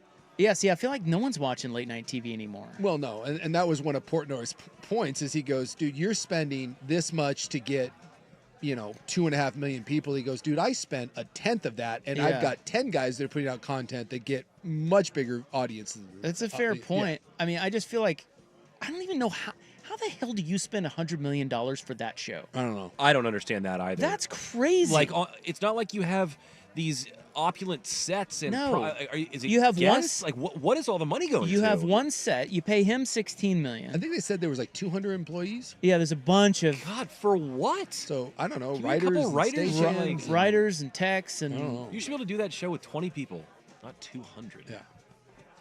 So I mean, I guess to someone's point, it is still political censorship, which is crap. It's kind of scary that they bow down to that. But the problem is that when it's political censorship, but it can be framed in a way where you're like, hey, dude, like, if you're losing that amount of money, be careful going after the hand that feeds you. And Colbert apparently was fine with it. He had to have known what was coming. Yes, it was crap. Yes, it was political censorship. But it still took a lot of guts for Colbert to come out and do that because he had to have some idea. Well, he said he found out Wednesday that there could be some blowback. Blowback from what? From taking the shot that he did. After or before? No, before. Yeah. He went on a night or two after his parent company settled a lawsuit with Trump for $16 million. Basically, they bought off Trump because they were trying to push Paramount, the parent company. I know all that. I just thought you were talking about, because last night he was on. Oh, he went after him knowing that he had been fired, and he went after him. He went after him. But he said he went on his show, and he said that he no longer can trust his company. He says that they have been compromised. They bought into the bribe stuff. And they fired him. Because they're looking at him going, well, wait a minute. You lose us $40 million, and now you're saying this. I get that. Yes. But he says that he didn't know he was fired until Wednesday of last week. Yeah. So I don't know. So it's a weird story. As someone said, you must be drinking the Kool-Aid if you think it's 100% of dollars and cents. It is not. We all know. Like I just said, exactly. It's really complicated. There's a lot of moving parts here. Yes. But the bottom line really is, if that show is costing them $100 million and losing them 40, it's a no-brainer. You don't need a political reason to fire him. You can just fire him. Yes. I mean, they're going to leave the show on without all the political stuff and all the merger stuff, but it's just, I don't know, dude. It becomes a lot easier to lick the boot and kiss the ring when you're when you have that. Whereas if Colbert was making them $40 million, then I think that's maybe a harder decision to do. No, I don't think they fire him. If he's making them $40 million a year, they are not firing him. No. So it kind of does come down to dollars and cents. But make no mistake, we all know why he got canned. Because if they were going to fire him over that, they would have fired him before now. This didn't just randomly occur where someone woke up and was like, man, we're losing money. No, this was, you bowed to political censorship. So now. It's like when you got canned by Comcast Sportsnet. That's right. Politically censored. You did. By the sports Trump. Yes. Bro. This 100% happened to you. You spoke up and you said something that was true. And they fired your ass for it because the sports bro GM didn't like it. We've given away too much to arrive at these political compromises. Yeah. So basically, I'm Stephen Colbert. Yes, without the $16 million. One and the same. And then they turn around and hand $1.5 billion to a show for a streaming deal. Yeah. God. We'll get to that next. Here's Buck. Now, from the George McCoy at Warren Allen Sports Desk, a Sports Center update on the Fan Sports Network, 105.1 FM and 1080 AM. Ryan Buckley with this Sports Center update. First on the Fan. Out at NFL training camps, Commander star receiver Terry McLaurin is not reported to training camp as he holds out for a new deal from Washington. Saints defensive back Tyrann Mathieu has announced his retirement. The Honey Badger played 12 seasons in the NFL and was a Heisman finalist at LSU. On the diamond tonight, the Mariners are looking to snap the Brewers' 11-game win streak. Milwaukee sends rookie sensation Jacob the Biz Mizorowski to the mound. Logan Gilbert gets the start for Seattle. First pitch from T-Mobile in just about 5 minutes. The Blazers have added a guard to their roster, 22-year-old Blake Wesley signing a standard NBA contract. Wesley was drafted 25th overall in 2022 and has been a rotation player for the Spurs over the last 3 seasons. More sports scores and stories in 30 minutes. Ryan Buckley, the George McCoy at Warren Allen Sports Desk. Hurt and missing work? Insurance companies acting like jerks. Don't call your mom. Call George McCoy at WarrenAllen.com. The home of the Fan Happy Hour with Luke Anderson. Weekdays 2 to 3. The Fan Sports Network, 105.1 FM and 1080 AM. Lowe's knows big savings make a big difference, especially when you're shopping for appliances. Hurry in to get up to 30% off select major appliances. Plus, My Lowe's Rewards members get free delivery, free haul away, free installation and parts on purchases of $2,500 or more. Lowe's, we help, you save. Valid through 7/30. Selection varies by location. While supplies last. Price, delivery time, and vehicle availability may vary based on order size and location. Exclusions apply. See Lowe's.com/delivery for more details. Ugh. kitchen ants, runaway roaches, a spider. A spider. A spider! Relax. Just use Zevo. Zevo insect killer sprays use a powerful blend of mint and rosemary to eliminate those pests and up to 20 other bug types. Plus, Zevo is safe for use around people and pets when used as directed. Just spray the bugs and wipe them away. Zevo. People friendly, bug deadly. All right, Takis fans. Wendy's knows you love your Takis Fuego chips, so we thought, why not make a Takis Fuego meal with a Takis Fuego chicken sandwich with spicy chicken topped with crushed Takis Fuego chips and creamy corn spread. Plus, it comes with Fuego fries inspired by Takis and a bag of Takis Fuego chips. If we had any more heat, we might start an actual... I told him this would happen. For an intense new take on Takis chips, gotta be Wendy's. Limited time only at participating U.S. Wendy's. Includes 1 ounce Takis Fuego chips while supplies last. Takis and Fuego trademarks are used under license. For more than half a century, contractors and trade professionals.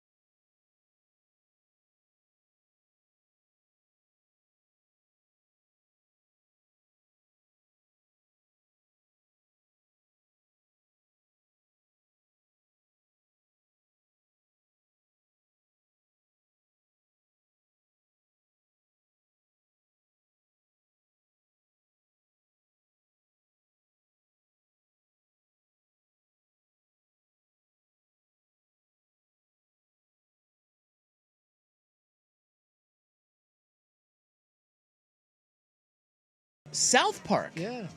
Trey Stone and Matt Parker. 1.5 billion with a B. That's crazy. Yikes. So I knew South Park was a big deal. I didn't know it was 1.5 billion big deal. Yeah, they're saying this deal is in place. It hasn't been signed yet, but they've agreed to it. Mm-hmm. It's a 5-year deal.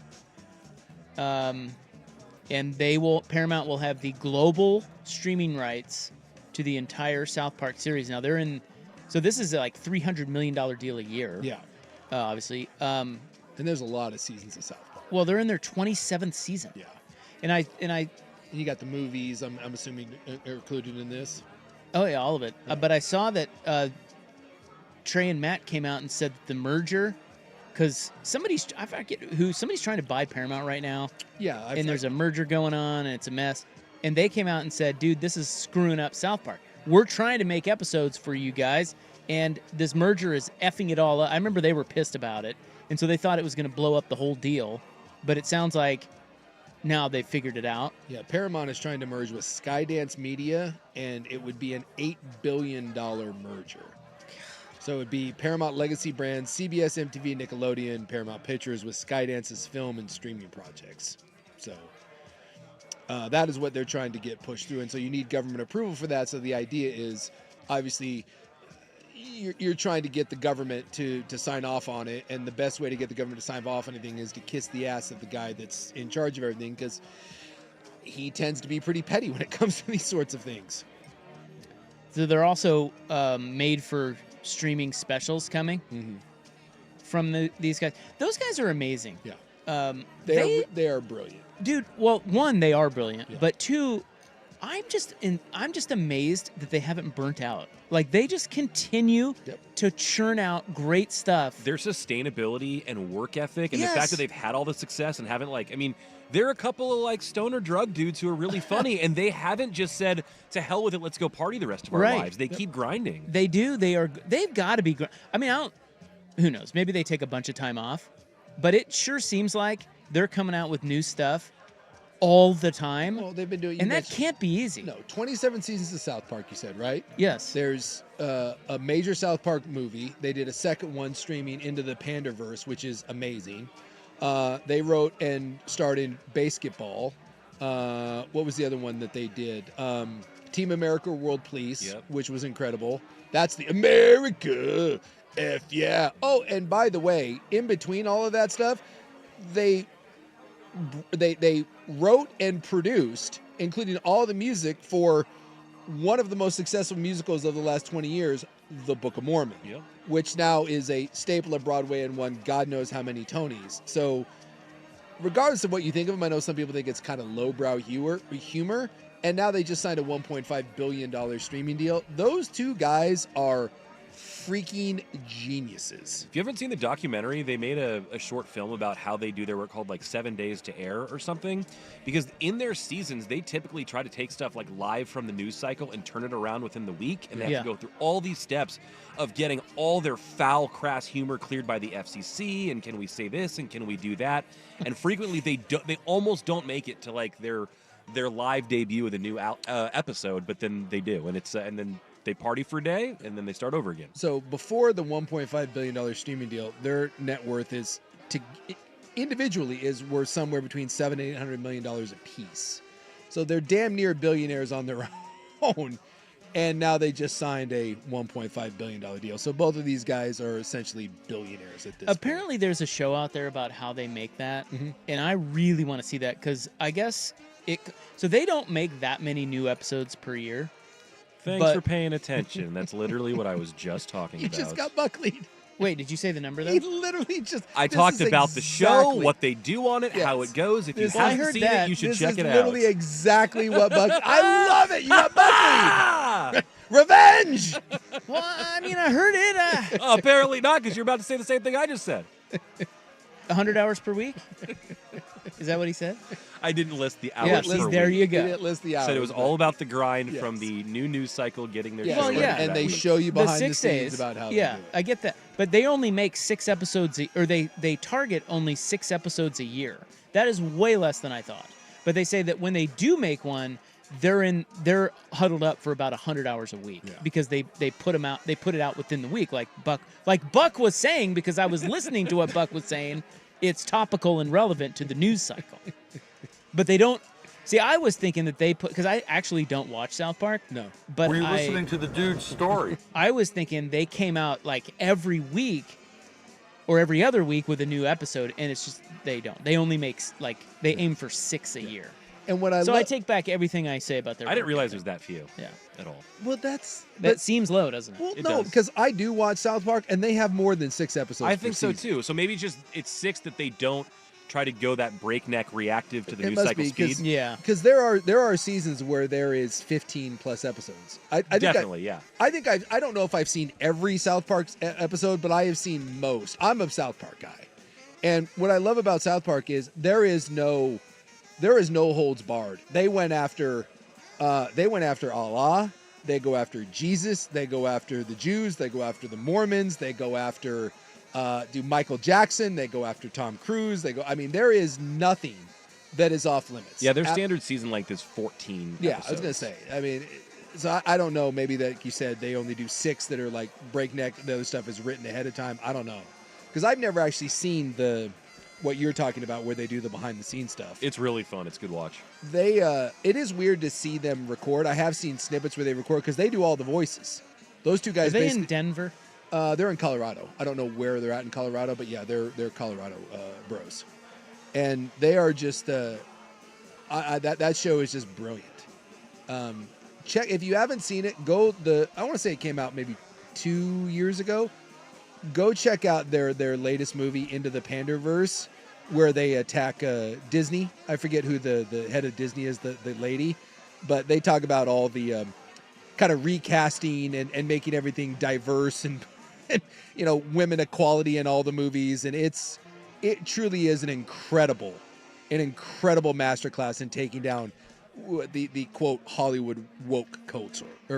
They're both University of Colorado Buffaloes. Oh, there you go. And in other TV news, Ted Lasso Season 4 production has begun. Yeah, it's going to be terrible. They are in Kansas City and London shooting currently. No premiere date yet. I love Ted Lasso. It was such a feel-good show, but it needed to end, and they're going to try to go back to mine gold, and it's going to be terrible. I'm going to have a hot take for you guys.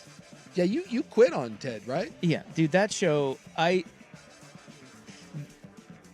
my thing about Ted Lasso is he came along at the right time. Yeah. Because that was COVID. Yeah.